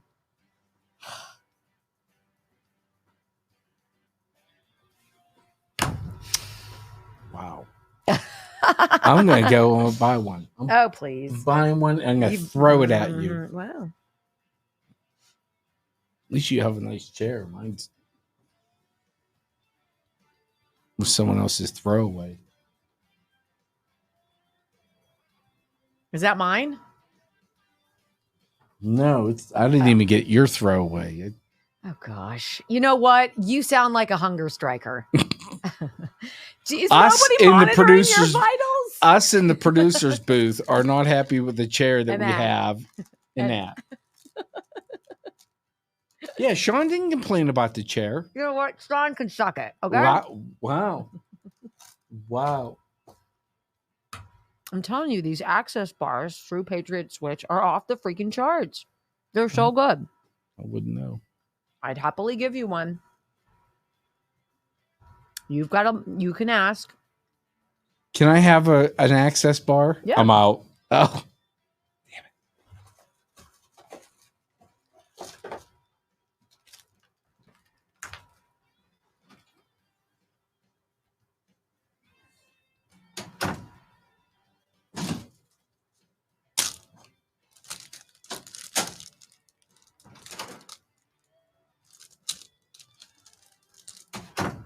I'll be the. You know, they're chocolatey and sweet without being like, woo! So good. I know it's rude for me to eat in front of you. I'm sorry. Oh, wow. That is good. Right? Yeah, put an order in. That with Crescent Mountain Coffee. Oh my God, $50? New chair. I feel bad. She's going to complain about it. That is so nice. Slucott. Where are you from, Slucott? How you doing? Where are you at?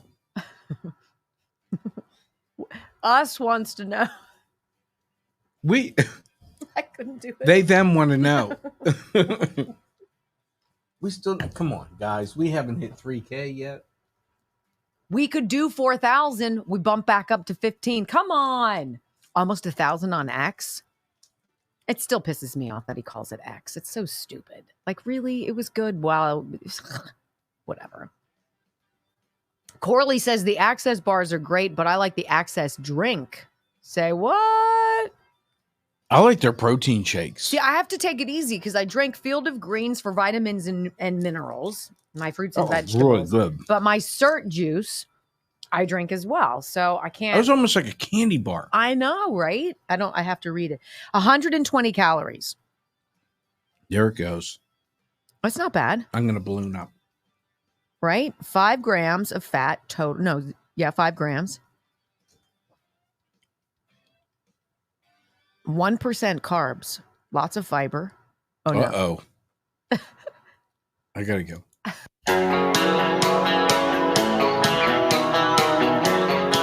Well, welcome back to the Wendy Bell radio program, Salacious and Sleazy. And in this instance, I'm not talking about Stormy Daniels. I'm fascinated by the outrage over this story of Donald Trump allegedly hooking up with a porn star as he's married to a supermodel who is devastatingly attractive, right? Weird to believe that he had to have sex with a porn star in the 2000s, right? All the while, we know that Joe Biden has taken showers with his daughter, that his son Hunter has had a sexual relationship with his dead brother's wife, right? That's mind-bending. That Hunter also broke all sorts of laws and flew in hookers across state lines to do whatever he did with them and snort coke off their butts and leave baggies of coke at the White House.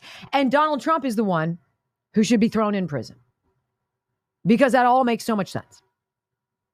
At its very base level, the ridiculosity of these silly indictments that are wasting our time, that are wasting our money, and that are taking, quote unquote, law enforcement officials and justice officials off of their game to focus solely on the political destruction of one man. It's a wheel of insanity. It's so dumb. It's so beneath who we are. But that's what you get with Democrats in charge. Period. So to refresh, and this is very interesting because the case, so many developments in these cases have gone haywire. But we got to talk about what happened now, yesterday, with this Stormy Daniels nonsense. How can a woman who admitted in a written statement in 2018 that she never had sex with Donald Trump testify yesterday in sleazy and salacious detail about the sex that she said she didn't have, that she now says she did? How is that possible? And how do you look at such a witness and say, yeah, I believe that? You don't, unless you're deranged lunatic. And they might have stacked the jury with these people. I want to read you this story because it's completely preposterous. All right? Stormy Daniels yesterday testified in this show trial. And in fact, she was giving so many details, quote unquote details, that she was told to slow down. And the prosecution that was guiding her, the woman in charge, who is a Biden and Act Blue donor, nothing to see here. I mean, right? Why would we care about appearances and any kind of impartiality? I mean, when everybody just obviously is out to get him. She asked her about the sexual positions she and Donald Trump engaged in, what kind of underwear he wore. Stormy Daniels even talked about his Old Spice. Really? I mean, are you surprised? Because we watched E. Jean Carroll lean into Anderson Cooper in the creepiest way, talking about how Donald Trump raped her, even though, of course, he wasn't found guilty of it, and how she thought most people think rape is sexy. I'm sorry. On what planet? Sort of like how we watched the deranged testimony of Christine Blasey Ford. Thin on specifics, right? Big on emotion. If we just operated in a world of facts, wouldn't it be so much easier? All this jazz would just go away. Because what they're doing is just creating new chapters of this high school musical, hoping one of them will stick and that Trump will end up in Alcatraz. That's what Whoopi Goldberg says. She hopes he ends up in Alcatraz. Can't wait to play that for you soon. Stormy Daniels testifying in President Trump's criminal case before crooked Judge Juan Merchan's courtroom in New York City. Gateway Pundit had a guy named Paul Ingracia in the courtroom who said this: Judge Merchan agrees with Alvin Bragg and Biden's attorneys, saying that Stormy Daniels has, quote, credibility to testify about an alleged affair, even though, as I started to go, she has repeatedly denied and did so in writing that any such affair over the years ever happened, and even went on record by issuing an official statement denying such an affair. We've got the letter. I can see it here. She wrote in 2018, over the past few weeks, I've been asked countless times to comment on reports of an alleged sexual relationship I had with Donald Trump many, many, many years ago. Well, the fact of the matter is that each party to this alleged affair denied its existence in 2006, in 2011, in 2016, 2017, and now again in 2018. I am not denying this affair because I was paid, quote, hush money, as has been reported in overseas-owned tabloids. I am denying this affair because it never happened. But Juan Merchan let it go anyway. And Donald Trump's defense attorney said, wait a minute, why are you calling up someone who has disavowed said event even happened, whose predicate this entire case is based on, who's saying it never happened, should probably save the taxpayer millions of dollars and this jury hours of their lives back, because you can't accuse somebody of something that didn't happen and then try to put them in jail because of it, unless you're crazy, which is where we are. So there's that going on. Then there's this little nugget about the prosecutor in this case. All right. You don't allow somebody like Stormy Daniels, what, Stephanie Clifford or whatever her name is, to take an oath to then lie.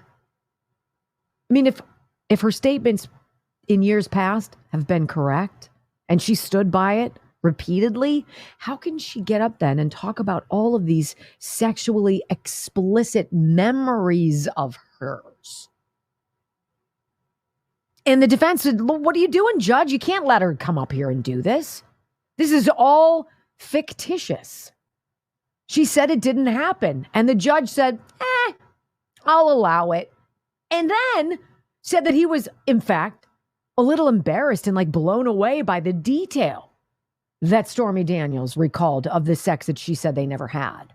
Right? And then he chided Trump's defense attorneys for saying, for not objecting enough. And they're like, look, we told you out of the gates, this is going to be preposterous. Joe Biden showers with his daughter. She writes about it in his diary. The FBI raids James O'Keefe's home, thinking he's got the diary. Obviously, it's something that they want to keep under wraps under Biden.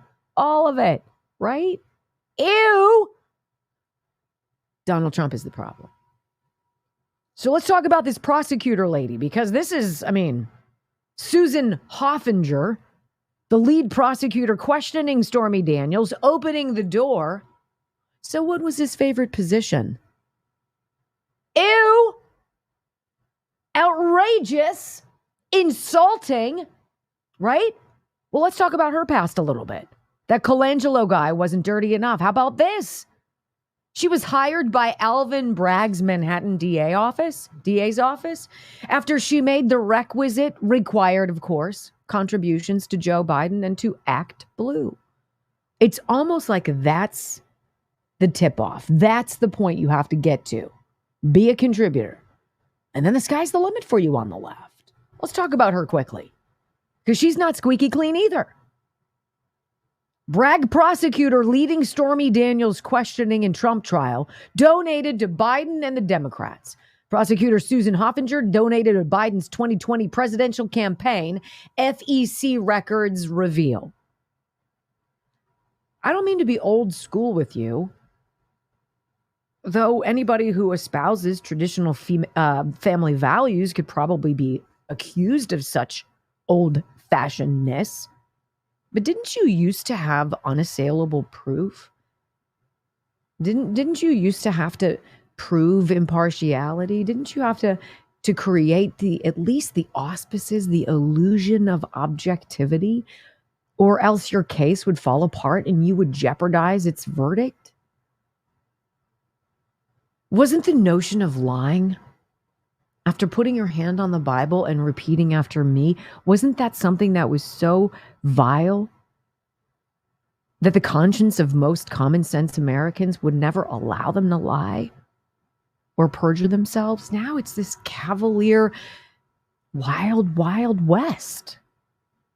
Make it up as you go along. Lie with impunity. Make up things that your opponent didn't do. And work backwards to connect the dots to seal the deal. So what's the judge in this case going to do? Is he going to tell the jury will please disregard all that disgusting crap that you just made up? Are you really going to put the genie back in the bottle? Because I think it's not even remotely up for debate that the greatest day for the people on the left and for the uniparty would be the assassination of Donald Trump. And they're either going to assassinate him in the court of public opinion, which hasn't worked so far, judging by the polls that we're looking at. Suburban women tied now. Suburban men going for Donald Trump by 9 percentage points more. You either assassinate him in the court of public opinion and you affect people's ideas in voting for him, or you hope that one of your many lawfare cases based on bogus claims that have been refuted and rejected will let at least one will end in a criminal conviction, which will result in Donald Trump going to prison. And once in prison, he will not have his Secret Service. And lo and behold, he can Jeffrey Epstein himself. It sounds crazy. It sounds like the ravings of a lunatic. Or it sounds like somebody who's been watching from 30,000 feet. Because that we have. When we come back, ladies and gentlemen, let's talk about that classified documents case that seems to be crumbling. This is going to set up Julie Kelly from Real Clear Investigations. She's been in the courtroom for all of this, and she's the gal who's breaking it all apart. We're going to go through what's going on in this case, because this, too, blowing up in their faces. Next on the Wendy Bell Radio Network.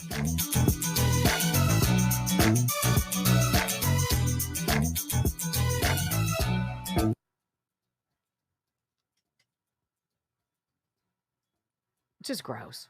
15152. Welcome to all of you. If you're here to see my tremendously buff muscles, here we go. I'm going to do my trick. Uh-oh. This is my trick. You ready? News lady. My years anchoring the news. Very nice. All you have to do is hold on to the table, and all of a sudden, there you go. The illusion. Here, let me do it. The illusion of muscles. What do you guys think? Isn't that nice? Kind of ripped, right? How you doing? Come on, that's worth a $2 donation from somebody, isn't it? I hear, who do I have? Dr. Simkovich. I hear Dr. Charles Simkovich talking. Darius, you're way too easy to please, babe. All right? For reals. Dr. Simkovich, Dr. Charles Simkovich, when you have been able to help more than 10,000 people come back from a traumatic brain injury, of which concussions are a category, that's a pretty big deal. When you've helped more than 10,000 people get their lives back, and the NHL Alumni Association decides to partner with you so that you're the guy anybody who's played professional hockey should go to if they're not well, That's pretty big too. That is Dr. Charles Simkovich at the Simkovich Concussion Institute. I am going to respond to Julie Kelly real quick. Hold on. iPhone unavailable. Well, isn't that helpful? Why the hell would that be? Hold on. Morning, Julie. We will phone you at 11:03. Is that okay with you? Dr. Simkovich, 412-366-3700. Look, and I think the thing I love about what Dr. Simkovich does is it's intense. Like, they want full immersion. They don't want you to just come in and give them, like, shoot the breeze about how you feel. They want to dig into it and figure out what's going on at the very base chemical level. And that's how they fix you. That means they're going to put you in their offices for a period of time, and they're going to spend that time focused only on you, your brain, your life, your joy, your normal. And then they're going to fix you. People who've had chronic migraines, fixed. People who've been rattled by car accidents, by war, by sports, fixed. Why not you? Their website is great. Their staff is fantastic. Doc's wife, Stacy, is in charge. She's phenomenal. And I think you'll feel very comfortable in their care. You're not a number at Simkovich Concussion Institute. SimkovichConcussionInstitute.com. 412-366-3700. Well, John and Giafontes gave $2 for your chicken arms. Thank you. I asked. And Heather says you're worth more than $2. Gave $25. What? Wow. Heather. We need to get together with her. Right? We need to get back together with Heather and Shelly. Love you guys. Can I please get link to show so I can post? Oh, Julie's asking for the link to the show so she can post it. Do you have her email? Yes. Go to the Rumble page, click, copy, paste the URL code from Rumble. You know what the URL code is? It's the top box where you would type Google. Oh, that's all it is. Yeah. I swear to God, I'll throat punch you so fast you won't know it hits you. What? Dear HR.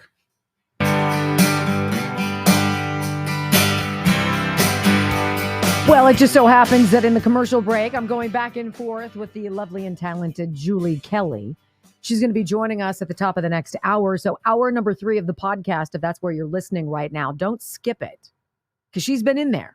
So I want to give you this headline, New York Post, and I think it's fascinating that all these cases, and you've got prosecutors, district attorneys, you have people who are involved, who are box checking zeros. I mean, think about the win-loss ratio here. You have Fani Willis. She's terrible. She's in Fulton County, Georgia, right? Alleging Donald Trump tried to overthrow the election. All right, sit down.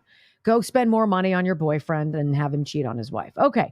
Then you've got Alvin Bragg. He's just a giant zero. He campaigned on suing Donald Trump 100 times when he worked in the deputy AG's office. What a guy. What a powerful hero.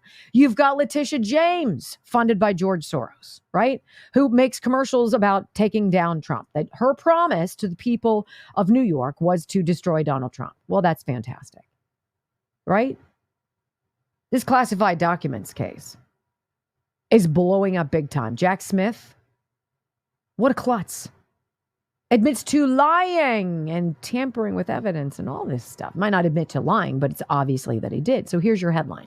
Trump's classified document trial is postponed by the judge indefinitely, likely until after the election. Well, why ever would that be? A federal judge in South Florida scrapped a planned May 20th trial start date in former President Donald Trump's classified documents case. It's a move that will likely push proceedings back until after the November 5th election. They're not interested in justice. They're interested in exactly what Rush Limbaugh said in that open that we play for you. They want to pervert his image in your mind so that you find him unelectable. They want you to find Donald Trump criminally negligent, distasteful, unelectable. It's not working. In a 5-page scheduling order handed down Tuesday, U.S. District Judge Aileen Cannon wrote that fixing a trial date at this time would be imprudent and inconsistent with the court's duty to fully and fairly consider the various pending pretrial motions and additional pretrial and trial preparations necessary to present this case to a jury. Look, there's so much jazz going on. You guys are doing stuff. Trump's team is filing motions. We've got to go through this stuff. There's a process. And by the way, Jack Smith, you admitted to molesting the chain of evidence. You admitted to going into Mar-a-Lago with the FBI and giving them pre-printed classified documents cover sheets, color-coded to create the illusion that Donald Trump knowingly, with big, bold, and colorful letters, it said classified, it said top secret, do not take away from the White House, right?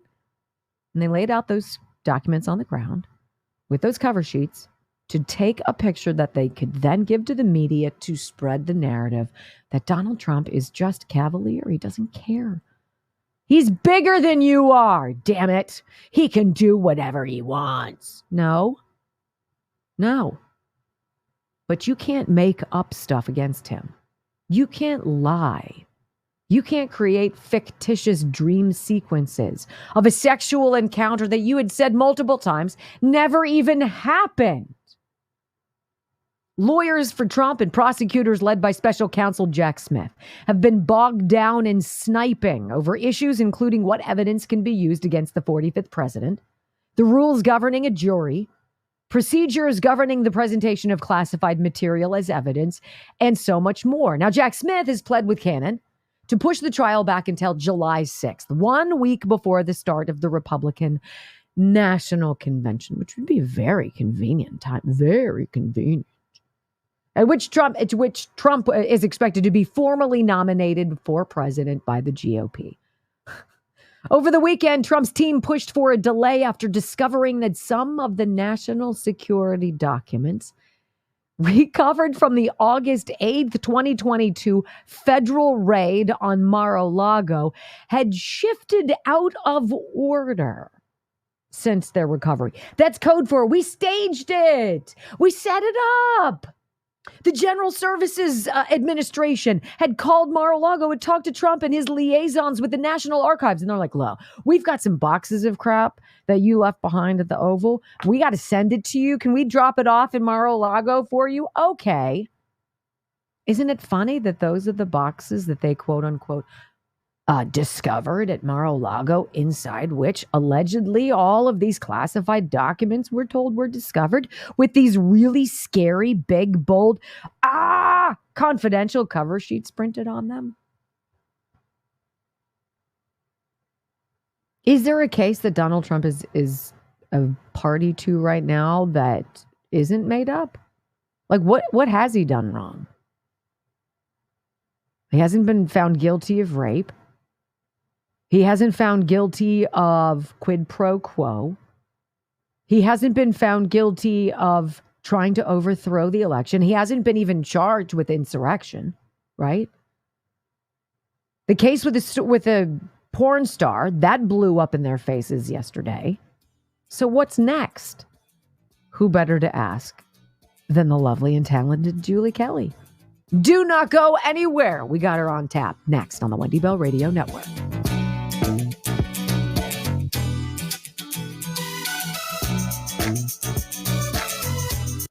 So gross. Everybody's so gross. Hi, everybody. Wow, it sounds like you're typing.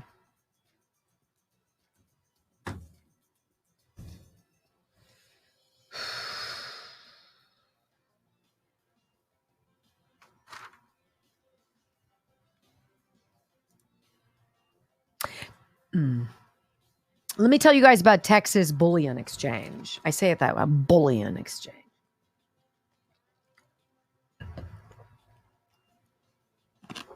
It's super easy. You go to texasbullion.com or you call 855-927-5557. And you say whatever you say. Like, what did I say? I know nothing about investing in precious metals. Is that a good place to start? And they're like, absolutely. What are your objectives? Well, I don't trust our government. I don't trust our money. I don't trust that they're not going to try to make us go digital.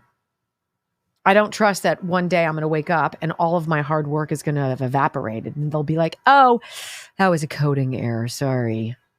Like, you want a little peace of mind. This is what you get. All right. Very simple, very basic, very nice. Walks you through it, welcoming you to your trusted bullion dealer, right? Then you say, you know what? I want to get some gold coins. I want to get some silver coins, maybe some platinum, some palladium.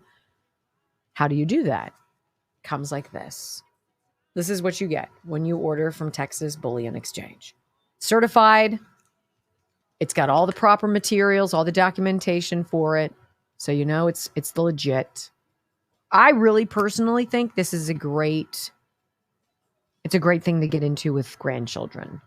Maybe you want to give a gold coin to your grandkids for graduation or Christmas or what have you. Or a producer. TexasBullion.com. I still say there's going to be an uber millionaire out there who loves this show and and is going to say, you know what? I bequeath my estate to that fine woman, Wendy Bell. Here's the hoping. At which point I won't remember Brock's name. Exactly. Anymore. Thank you for my honesty. Yes. Yes. That's going to happen. Mark my words. Oh. Teasing. Mm-hmm. It's already 11. Has it been going fast? Yes, it has been going fast. I'm really excited to talk to Julie. I really like her. You know what I find really alluring about her? It's going to sound stupid. She calls me by my name. She says she'll answer a question, but she'll say my name. I don't do that with people. It's very endearing when you're interviewing somebody and they're like, you won't believe what happened, Wendy. Makes you feel like you're friends, right? Like you're connected. It's a very simple trick that she utilizes brilliantly. Listen, she'll say my name at least 3 times. You ready? She's watching. I hope Brock is taking notes because we'll make a wager out of it. I already am down at least 40. Is it more than that? No. It will be in a couple weeks. It will be in a couple weeks? Yeah. Ken Buck hasn't worked for CNN yet. Hello, Julie. Hi, this is Bart from Wendy Bell Radio. I love her. I'm good, thank you. I'm going to put you on hold. She's for just about great. 3 minutes, okay?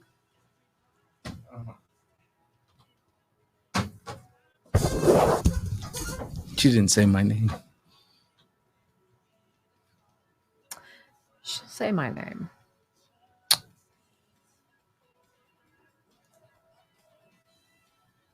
How you doing?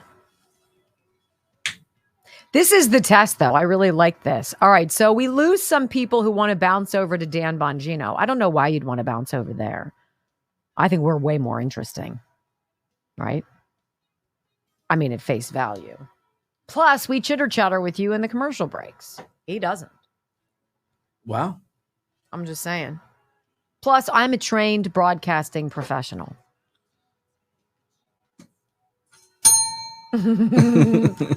What? Here comes you're fired. Oh, you can't quit. You're fired. You said you're a trained professional. I am. Right. Indeed. Is that what that means? No, remember? Yes.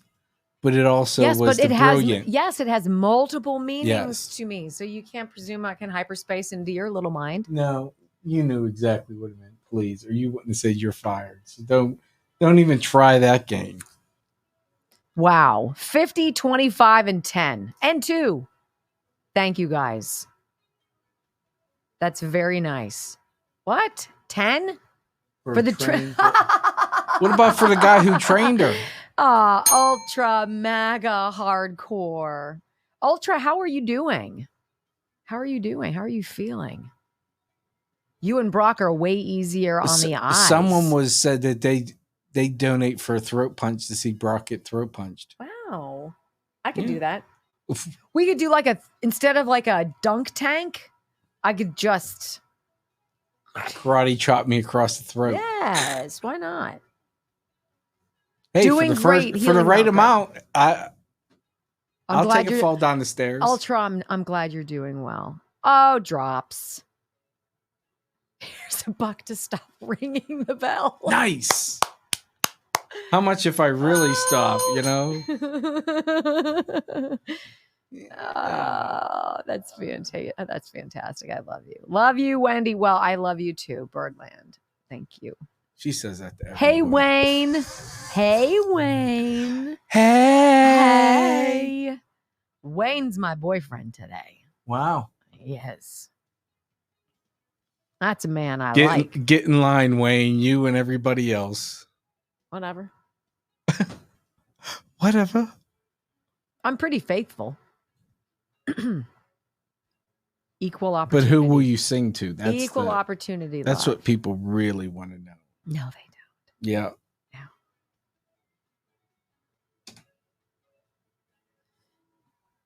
That's the $50,000 question. Anchor arms. 3, 2,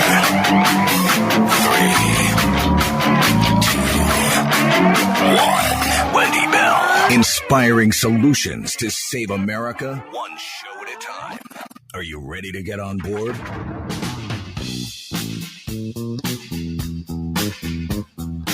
You told us when it would be time to panic.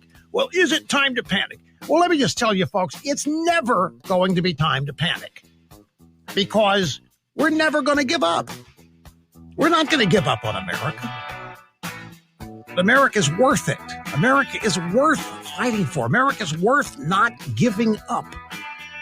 And while we have that attitude of not giving up, we are constantly going to be searching, strategizing, coming up with ways to prevail. We've got the basics. We have millions and millions of Americans that are fed up. Can't wait to do something about it. There will be a series of ideas that people come up with based on dealing with the fraud that we know we have to deal with. You're not alone. You're not a singular individual all by yourself out there trying to fight these people by yourself. There are 74 million plus and growing. We're not going to give up on America. From sea to shining sea, 3 hours of bold truth and excellence. The Wendy Bell Radio Program. Hey!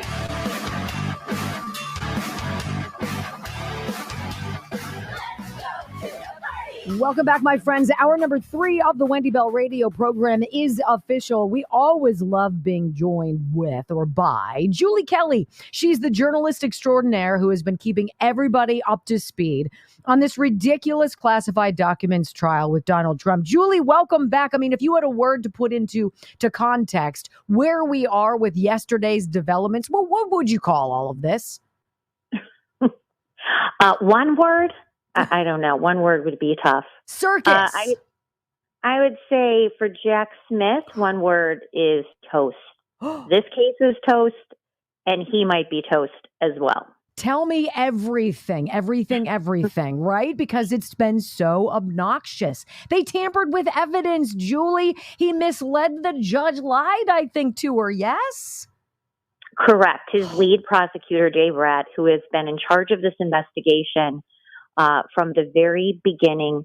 We know that he was at the Biden White House in 2021 meeting with the associate or assistant to Joe Biden's then chief of staff, probably actually meeting with Ron Klain, the chief of staff.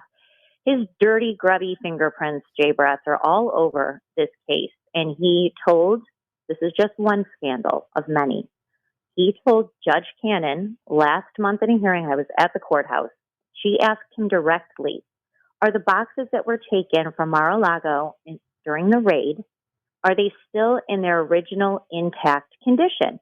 And Jay Bratt said, Yes, with the exception, the classified documents were taken out and replaced with cover sheets.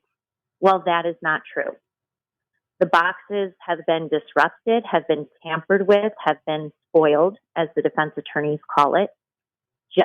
Special counsel Jack Smith admitted as much in his filing last Friday night. He was trying to bury, but of course that didn't happen. And he had to admit that J. Brett misrepresented the contents and the condition of the boxes. The contents inside have been moved and disturbed. The location of the alleged classified document within these boxes does not match the FBI's inventory of where that classified document should be. Furthermore, Wendy, and we could talk about this, the use of those prop classified color cover sheets. Jack Smith also admitted that the cover sheets that they used as replacements for the classified documents, so they take it out, they have to put it, in a secure location, nuclear secrets that are going to blow up the world, put them somewhere, they put this cover sheet in as the replacement. Jack Smith just said, in some instances, we can't match up the cover sheet that we put in the box with the actual document that we took. But we were able to take pictures of it and disseminate that to the media to run wild.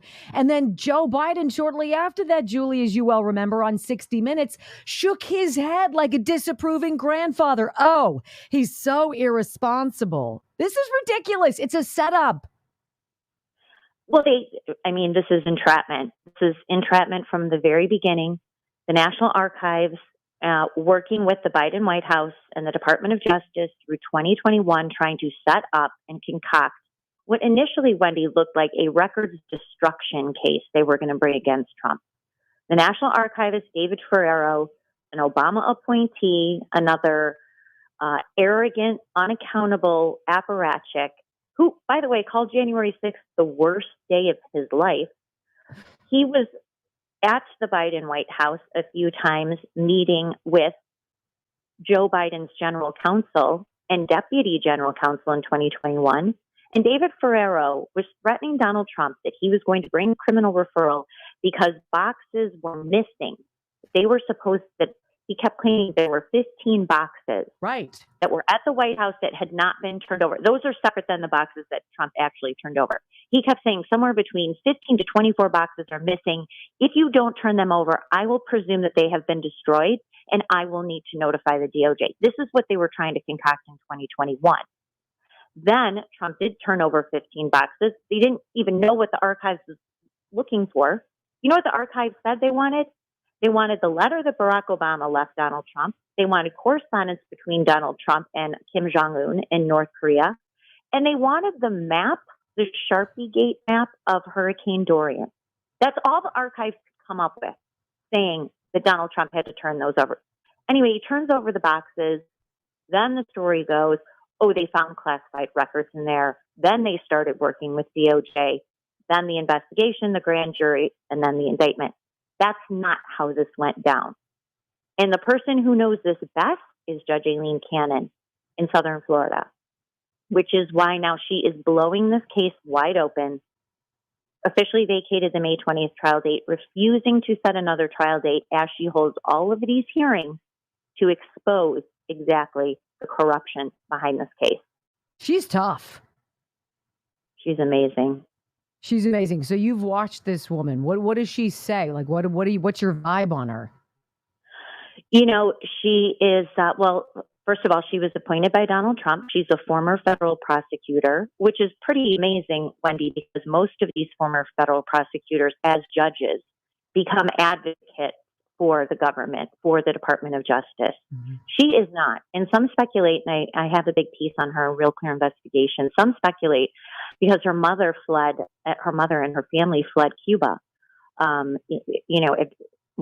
Fidel Castro came in. And so she kind of has those roots. But she shows up in the courthouse. She's completely unfazed by the fact that Donald Trump is sitting on one side. Jack Smith and his team are on the other side.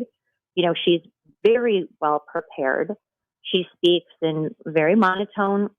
She's not animated. She's not all done up. She usually has glasses on and her hair pulled back, and she comes with big binders full of information. She's very prepared for these hearings.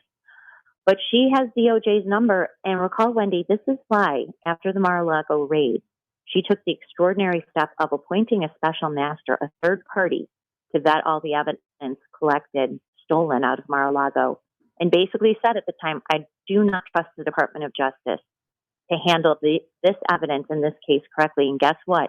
She was 100% right. She was the appellate court overturned her, but she was absolutely right and should have kept that special master, because this case probably would have been over before it even could have brought an indictment. One thing I didn't understand. So there was communication between the GSA. Is that a General Services something or other that said that Donald Trump needed to take Mar-a-Lago? There were some boxes that they needed to give him. Was it in those boxes that all of this quote unquote scandalous classified stuff was found, or am I making that up? Well, here's part of the chain of custody issue problem for the government, Wendy, is that, yes, there were boxes that were delivered to Mar-a-Lago after Trump left the presidency in early 2021. But to your point, the General Services Administration, which handles, it's the government agency that handles presidential transition. So what they did, they worked for 6 or 7 months. They set up an office for the outgoing president's team. They collect documents, and they housed up to 100 boxes at a facility outside of Washington. And then in August of 2021, alerted Donald Trump's transition team, which included at the time Mark Meadows, his former chief of staff, and said, look, transition period is over. The funds are out. We need to get rid of these boxes. 2 pallets worth of boxes then were transported to Mar-a-Lago, put in Mar-a-Lago, probably in the same storage room or one of them close to where the other boxes were. And so how can you prove, what's the chain of custody? Are the boxes then the ones that Donald Trump took because you have to fulfill the willful element of the Espionage Act language? Or were they found in these boxes that the federal government had in their custody for at least 7 months, and they were brought to Mar-a-Lago? How can you prove that those boxes weren't tampered with? Or that Donald Trump ever looked at them and even knew that there were classified records in there? In fact, in December of 2022, Wendy, the Trump team did another review of boxes, and they did find 2 papers with classified markings in the boxes that had been delivered from GSA. So how can anyone know where these documents were, what boxes are which, and how can you prove that Donald Trump willfully retained them and attempted to obstruct justice by hiding them from government investigators? Are you blown away by how ridiculous all of this is and how poorly executed this has been by Jack Smith and company? Look, Jack Smith has a terrible record as a prosecutor, right? He was overturned 9-0 by the Supreme Court.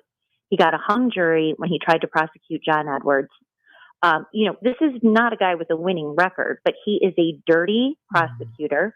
He's a Democratic operative disguised as a prosecutor. He worked for Barack Obama's DOJ, led the Public Integrity Unit, Wendy, at the same time completely ignoring what was happening with Joe Biden, thank you, Hunter Biden, James Biden, head of Public Integrity Unit, ignoring that, and then going after these other cases that he lost. So am I surprised? They're so arrogant that they can be sloppy and reckless and dirty and no one will catch them, and that's usually the case. But they have run into a buzzsaw with Judge Gannon. Julie Kelly, you are phenomenal. Real clear investigations. Would you come on back next time you're breaking something, sister? I absolutely would love to, Wendy. Thanks for having me on. Thank you for all that you do. We are so grateful for you. Ladies and gentlemen, quick time out. When we come back, did you hear what Eric Adams said? He said Rikers is getting ready for Donald Trump. Really? That's putting the cart before the horse, I think. Next on the Wendy Bell Radio Network.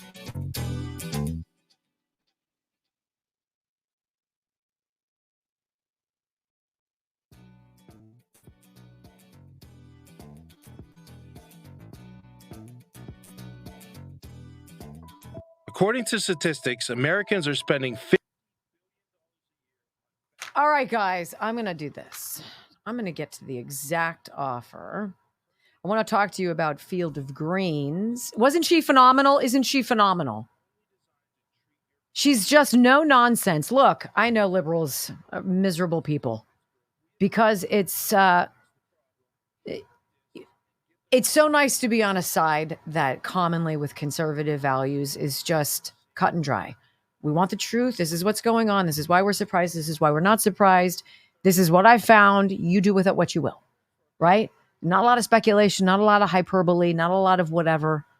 That's what I love about Julie, about so many of these people who are conservative fact finders and truth tellers. All right, let me get to, I want to make sure I get the right everything for you here. So Field of Greens, you've heard of cancer fighting foods, right? Well, the American Cancer Society discovered diets rich in fruits and vegetables may actually lower our risk of getting cancer. Hopefully you hear this and run to the store for 5 servings of fruits and vegetables every day. But if not, you should consider adding Field of Greens to your daily health regimen. Each fruit and veggie in Field of Greens was doctor selected for studied health benefits. There's a heart health group, lungs, kidneys, and metabolism groups, even healthy weight. What your body needs is in each scoop of delicious Field of Greens. And it is tasty. I like it. With Field of Greens, is it going to prevent, treat, or cure cancer? No, that's not what we're saying. However, it is so powerful, it promises at your next checkup that your doctor will notice your improved health or your money back. I got you 15% off and free rush shipping. Visit fieldofgreens.com. Use promo code Wendy for your discount. Promo code Wendy, fieldofgreens.com, fieldofgreens.com.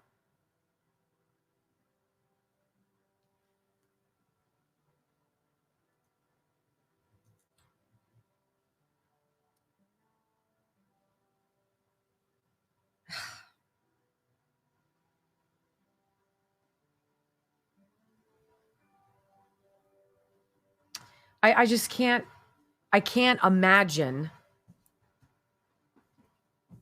lying to a federal judge, That's because you're not a dirt. lying about a witness, lying about a defendant. There is not enough money in the world to pay me for what that would do to my conscience. Destroyed. Destroyed. It'd be a 7-figure number. Do you did you hear how many times she said my name? It Anybody? was like 4 or 5. Anybody out there? Let's see who counted. Did you it? count? Yes, of course. I find it very alluring about her. Am I low? I'm gonna see. I want to see if anybody out there knows. I told you our internet's going in and out, so Is that right? yeah, still get the sound.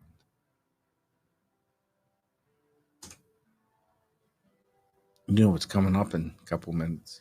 Was it 7? What'd you count? 5. So I was. I thought I was on it. And I love that you guys counted. That's the best.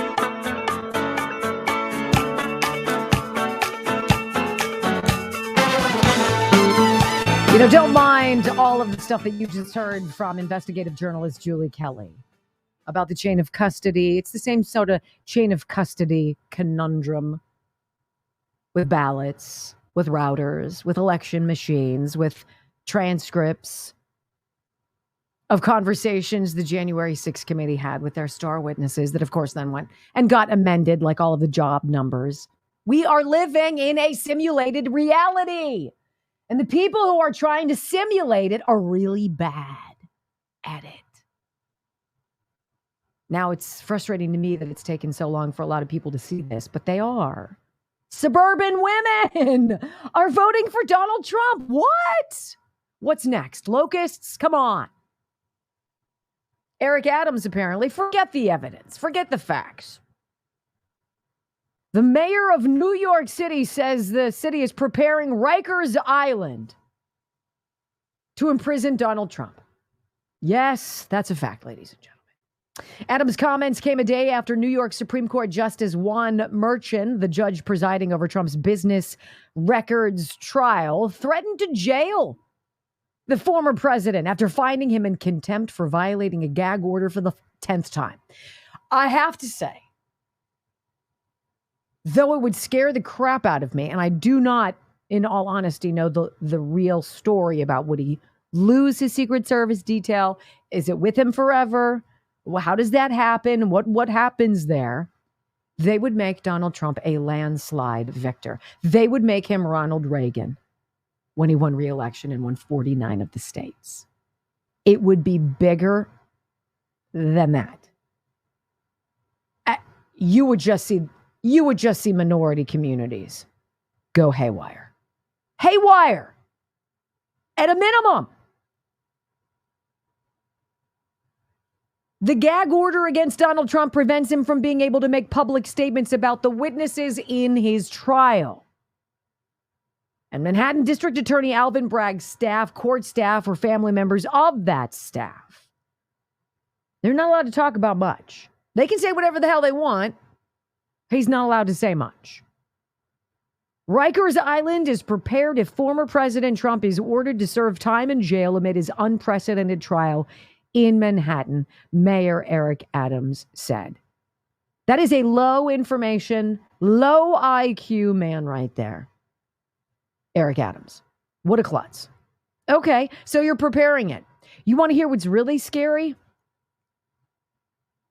When grown-ups behave like toddlers.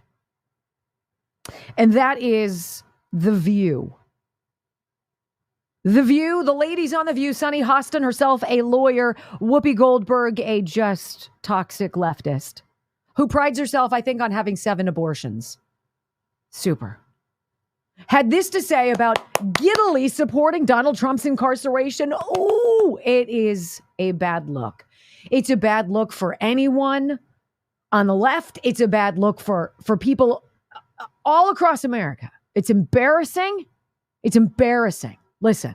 I remember how Judge Ito lost complete control of the courtroom, and I think that had a lot to do with the win.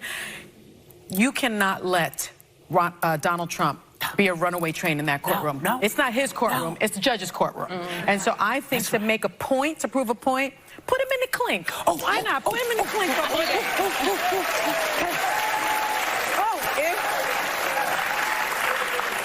I don't want this to sound like I'm doing wishful thinking. Yes. But which prison would be best? I know which one. I'm going to give you, Michael. Well, that's what I got. Number 1 is Rikers. But, you know, I'm okay if he goes to Alcatraz and they reopen it. Maybe. You know, what about Guantanamo Bay? Okay? Yeah, well, that'd be close to Mar-a-Lago. Melania can come and visit. That's right. What about Supermax? Supermax would be interesting. El Chapo was in Supermax. He, hey, now he wants to be with the hip people. Come on. Yeah. These are my suggestions in case anybody wants to know. That's embarrassing. It's embarrassing. It's grown-ups acting like children. It's almost as gross as what Jen Psaki said yesterday. Listen. I think many of them want to be close to power. They also assume or have this thought in their mind that maybe Donald Trump will go away. Maybe he'll go to jail. Maybe he will die, not to be too morbid, but maybe, he's not a young man. They want Donald Trump gone. However it happens. Whomever's the one who does it. If he's whacked, who cares? That's mainstream thought process, ladies and gentlemen. When we come back, is it any wonder that it's no longer cool to be a Democrat? You're thinking, what? Oh, yeah. The story you cannot miss next on the Wendy Bell radio program.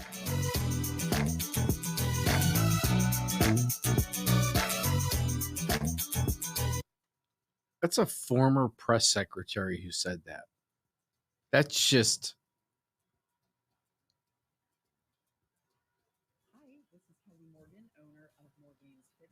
That's just ridiculous. And it's, again, with these people as role models, does the younger generation stand a freaking chance? That's why we parents have got to get in and intercept the long pass here, because it's not tenable. I want to tell you about Kelly Morgan and Morgane's Fitness. Look, I know, God bless you, I know for a fact that Kelly, the work that she does to help people on this 90-day Ignite program, you got to get some testing done, right? She's got to, you have to be tested for certain things. And then she creates this plan for you that's strict, what you can eat and how you exercise. It's really the exercise that I think is the most fascinating part of it. Because for most of us, if you're not used to getting up and being a part of a gym, you can find any reason in the world. I've had a freaking heavy bag in my basement and I haven't touched it in 8 months.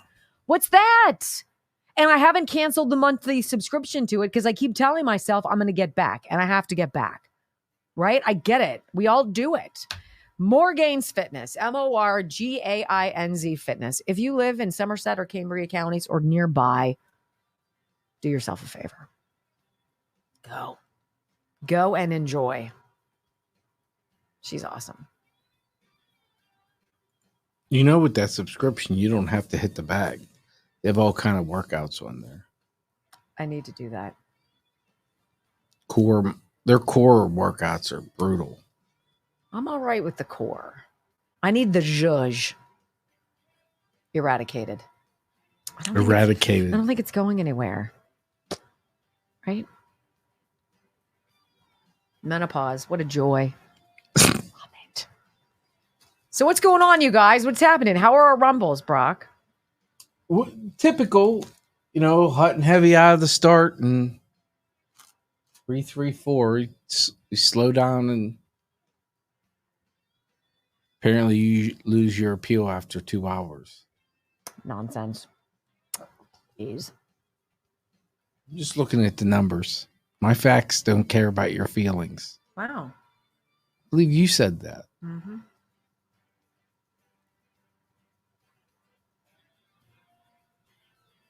Yeah, she may have a heavy bag, but she didn't use it. There's no reason not to. I still wish we could compete. There has to be a way. Are you sure we can't? I haven't Because I'd really kick your looked at. ass. It would be so much fun. Really? Oh, yeah. Mine doesn't have dust on it. Oh, really? Well, yours doesn't either, so. When was the last time you hit it? Last week. Really? You win. Hell, I could have said last month and still would have won. I just told Or you. last 2 months. I know. That's pathetic. It's expensive. Well, Well, big game Friday, so I can't. I don't want to hit it this week. Does that prevent you from doing any of the core exercises? No, I'd been stretching. Ah. I've been using the band. I've been stretching. It's sort of like, it's not you, it's me.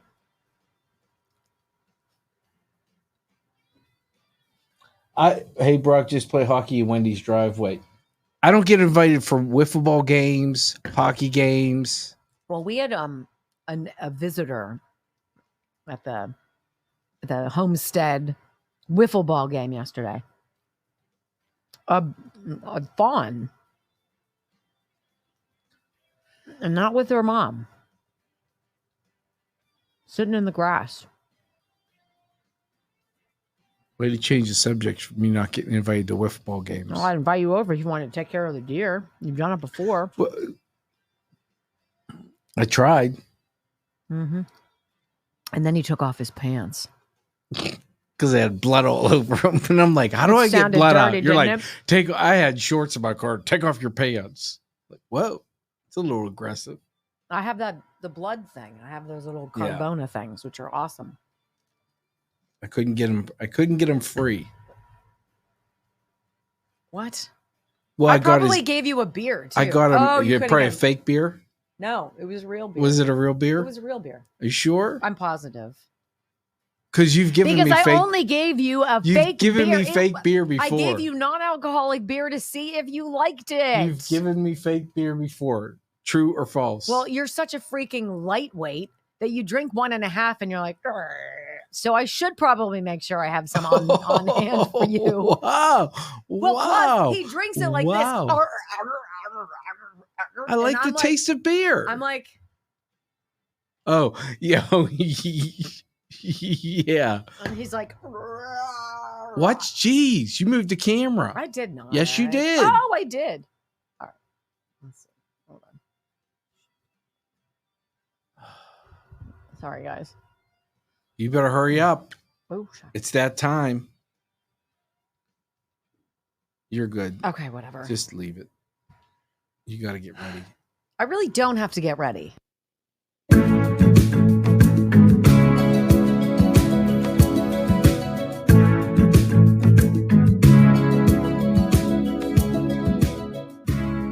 I stopped an old man along the way, hoping to find some old forgotten words or ancient melodies. He turned to me as if to say, hurry boy, it's waiting there for you. Gonna take a lot to drag me away from you. There's nothing that 100 men or more could ever do. I guess the rain's down in Africa. Gonna take some time to do the things we never did.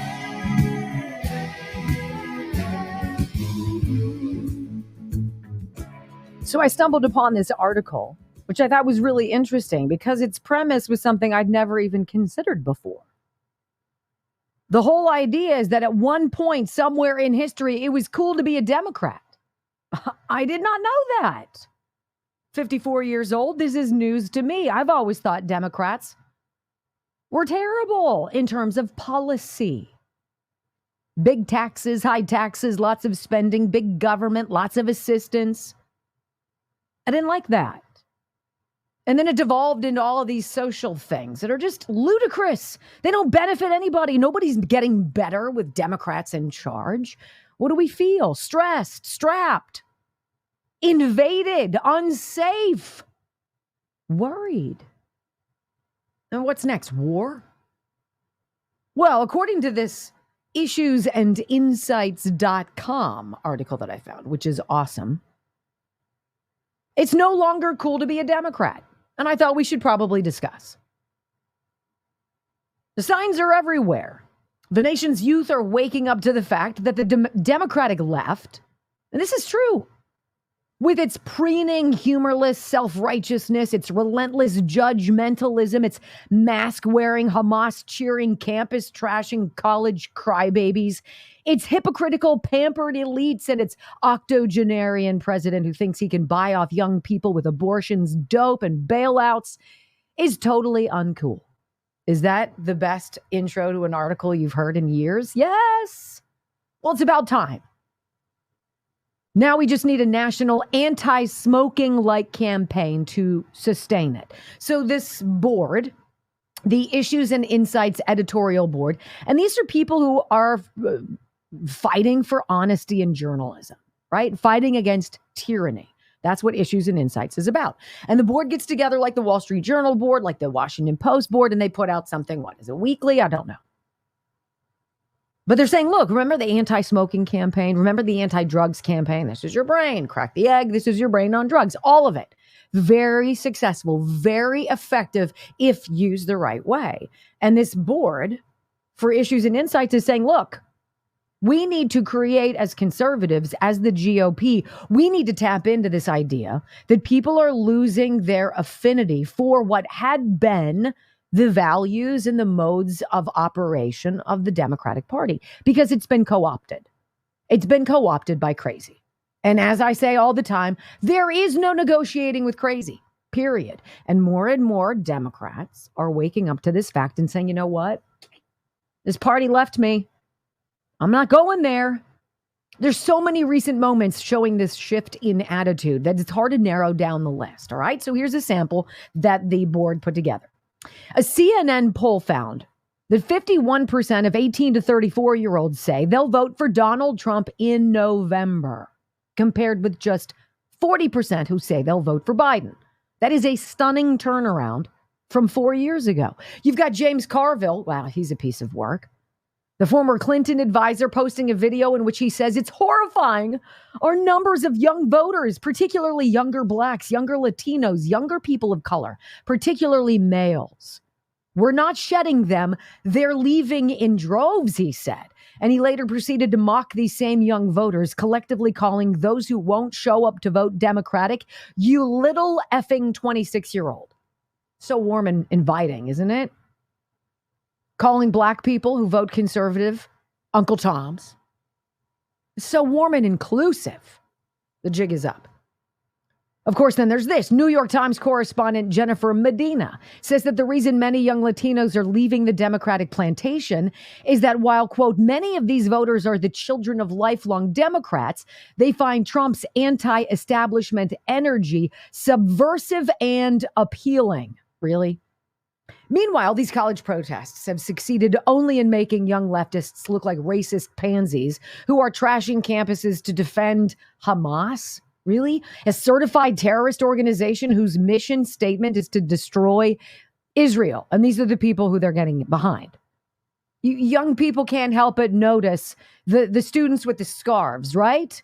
With the tacit approval of the kowtowing college administrators and the Democratic Party, engaging in nakedly anti-Semitic chants and even barring pro-Israel blacks from walking across campus. Young people are seeing this. They're hearing from comedians such as Jerry Seinfeld, who was himself recently harassed by Hamas-supporting leftists for being Jewish. He blames the death of comedy on the extreme left, the PC crap, and people worrying so much about offending other people. That's what he said. Younger folks are also noticing that once liberal favorites Elon Musk and Bill Maher, just to name a couple, have suddenly awakened to the insidiousness of today's hard left Democratic Party, and they're watching the cowardice of the left, including Chicago Mayor Brandon Johnson, who literally ran away from a reporter who asked him about the murder of a Chicago police officer. Like, if you can't answer questions about something like that, who are you? A coward. They're reading posts like the one from Sherry Curry, the former lead singer for the 70s punk band The Runaways, who said this, quote, "It used to be punk, R&R, to vote Democrat. I fell for it.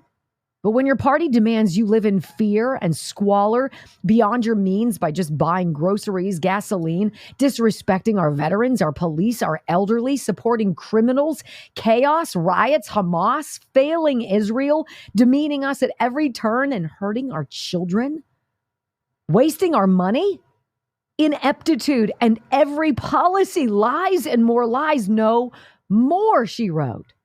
"The Democrat Party can kiss my boop. They don't give a damn." That's true. Voting Dem used to be cool, but now it just makes you a fool. What? And while young people are struggling to pay rent and feed themselves as Bidenflation rages, they're noticing that Biden's answer to their plight is to hand out hundreds of billions in taxpayer money to the small majority of their generation who graduated from college with useless degrees and monster debt, who then turn around and join chants of F Joe Biden. Joe Biden's other attempts to woo the young are equally out of step, as though what today's youth really care about is getting high and having abortions. I proved to you in that survey earlier. It's not what they're caring about, when what they most care about is jobs and opportunity and realizing the American dream, growing up the way they did. Bidenomics is making it worse, and they know it. The annual Harvard Youth Poll finds that the biggest concerns among 18 to 29-year-olds tends to be inflation, housing, healthcare, and jobs, all of which rank way above women's reproductive rights and student debt. It also finds that those young people who voted in 2020, 61% of them cast their ballots for Joe Biden, but only 38% today would choose Biden over Donald Trump. So that's all well and good, but won't the youth just go back to their socialist, loving, conservative, hating ways once Biden's out of the picture and the economy finally rebounds?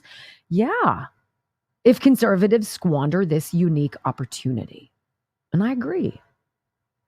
This editorial board writes, Peter Heck, who was writing in Not the Bee, observed that conservatives should be seizing on the rebellious streak in the young people to fight back against these would-be anarcho-fascists, that this left-wing movement represents a clear and present danger to the very freedoms that young people so desperately crave. And he goes on to say that the left has done an admirable job of winning over the youth by painting the right as the movement that opposes freedom and fun.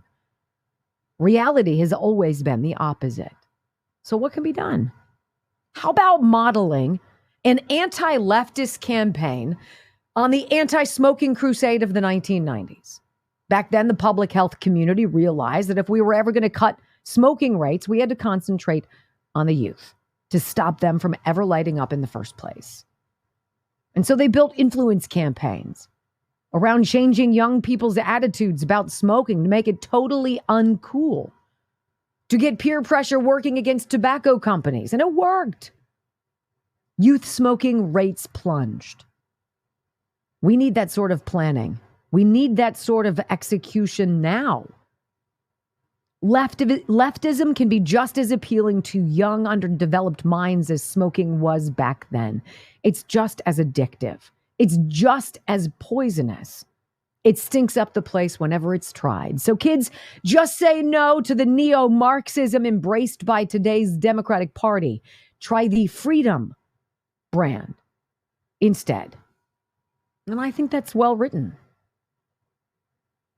There are opportunities here because it seems that the people under the individual tents of GOP and DNC have been muddied. And what we normally would identify as a Democrat is now a moderate conservative. That's how far left these people have taken this country. That's why I can say to you, just 8% of those polled on college campuses say they're down with all of these anti-Israel, pro-terrorist demonstrations. But if there's a way to create that campaign that paints these people, these leftists, these Democrats of today, as the dirty, angry, active, broke, disheveled, demanding, destructive crybabies that they seem to be, and that the GOP is the place for freedom, where you do you. And while those of us are watching you do you, we hope, by golly, that you have big families, because that is the key to saving this country. More faith, family, and freedom. Period. When we come back on the Wendy Bell radio program, let's talk about this, friends. The lib of the week. Of course, it would be the Boy Scouts, but you got to hear it to believe it, and that you shall next.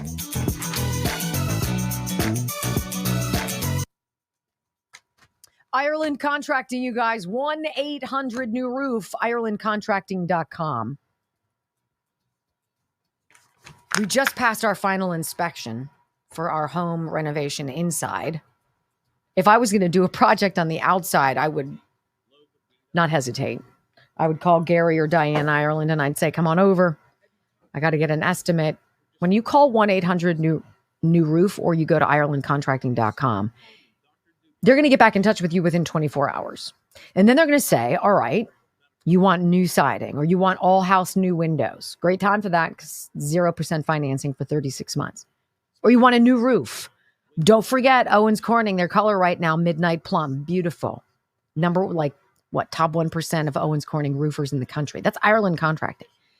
They're going to give you an estimate. They're not going to gouge you. They're not going to try to rip you off. They're not going to phone it in. They're going to be there. They're going to show up. They're going to do the job. And they're going to do the job well. They guarantee it. 1-800-NEW-ROOF, IrelandContracting.com.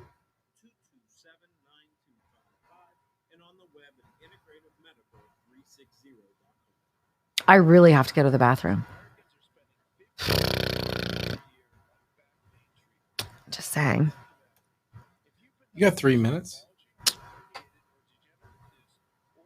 You got 3 minutes. And I have 10 after that, so 10 to go.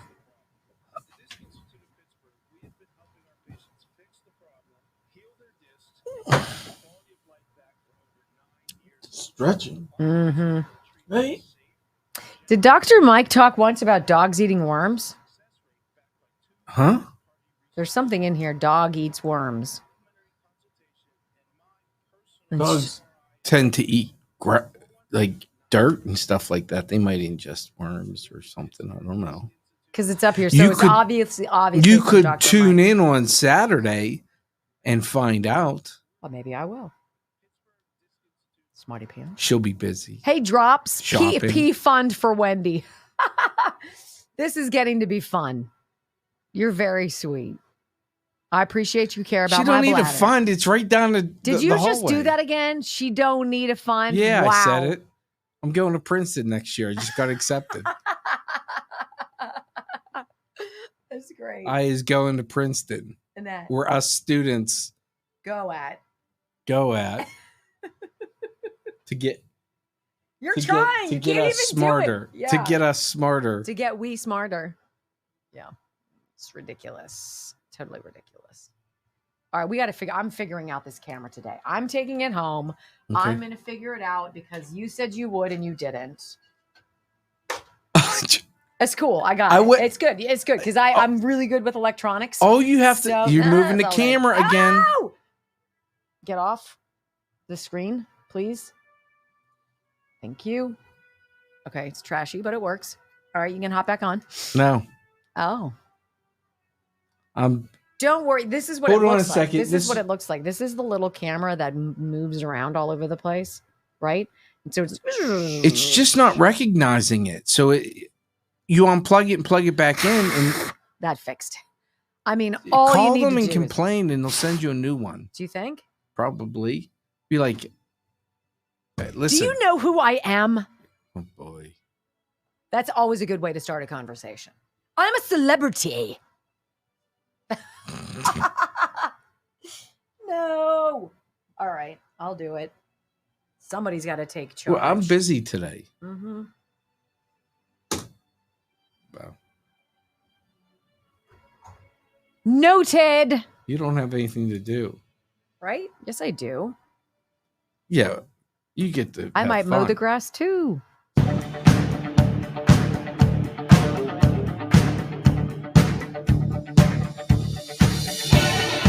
You know, I was interested in this story when we woke up this morning and saw that the Boy Scouts is trying to get woke. You're on the tail end of woke, yo.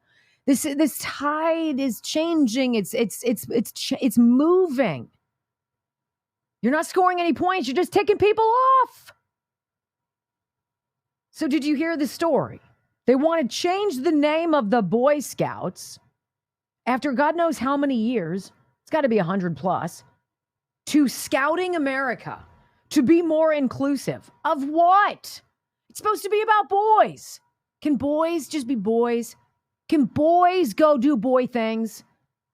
Do you guys know that the Boy Scouts were created to get away from the toxic femininity of women? Truly, that was okay to say back in the day. We didn't want our boys to be too wussified at home. Don't pay attention to what mom's cooking for dinner. Go out and play in the woods. Climb a tree. Catch a snake. Hence the Boy Scouts. You think I'm crazy? No, it's true. And so now we're going to be more inclusive. Of what? Of what? Look, I thought it was stupid when a girl wanted to join the Citadel. Now we've got boys who can be girls and swim in their pools. Smash volleyballs in their face and concuss them, right? I guess it's affected the Boy Scouts too. This is the dumbest thing in the world. And because of that, it is our Lib of the Week. Listen to...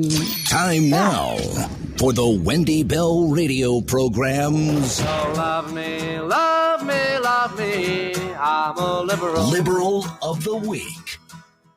So I guess this goofball's name is Roger Crone. I'm presuming he's in charge of the Boy Scouts. And they want to die at the altar of woke and ruin an institution that has been corrupted. It has been. There's no question about it. You put a bunch of kids together, you're bound to get people who have bad intentions.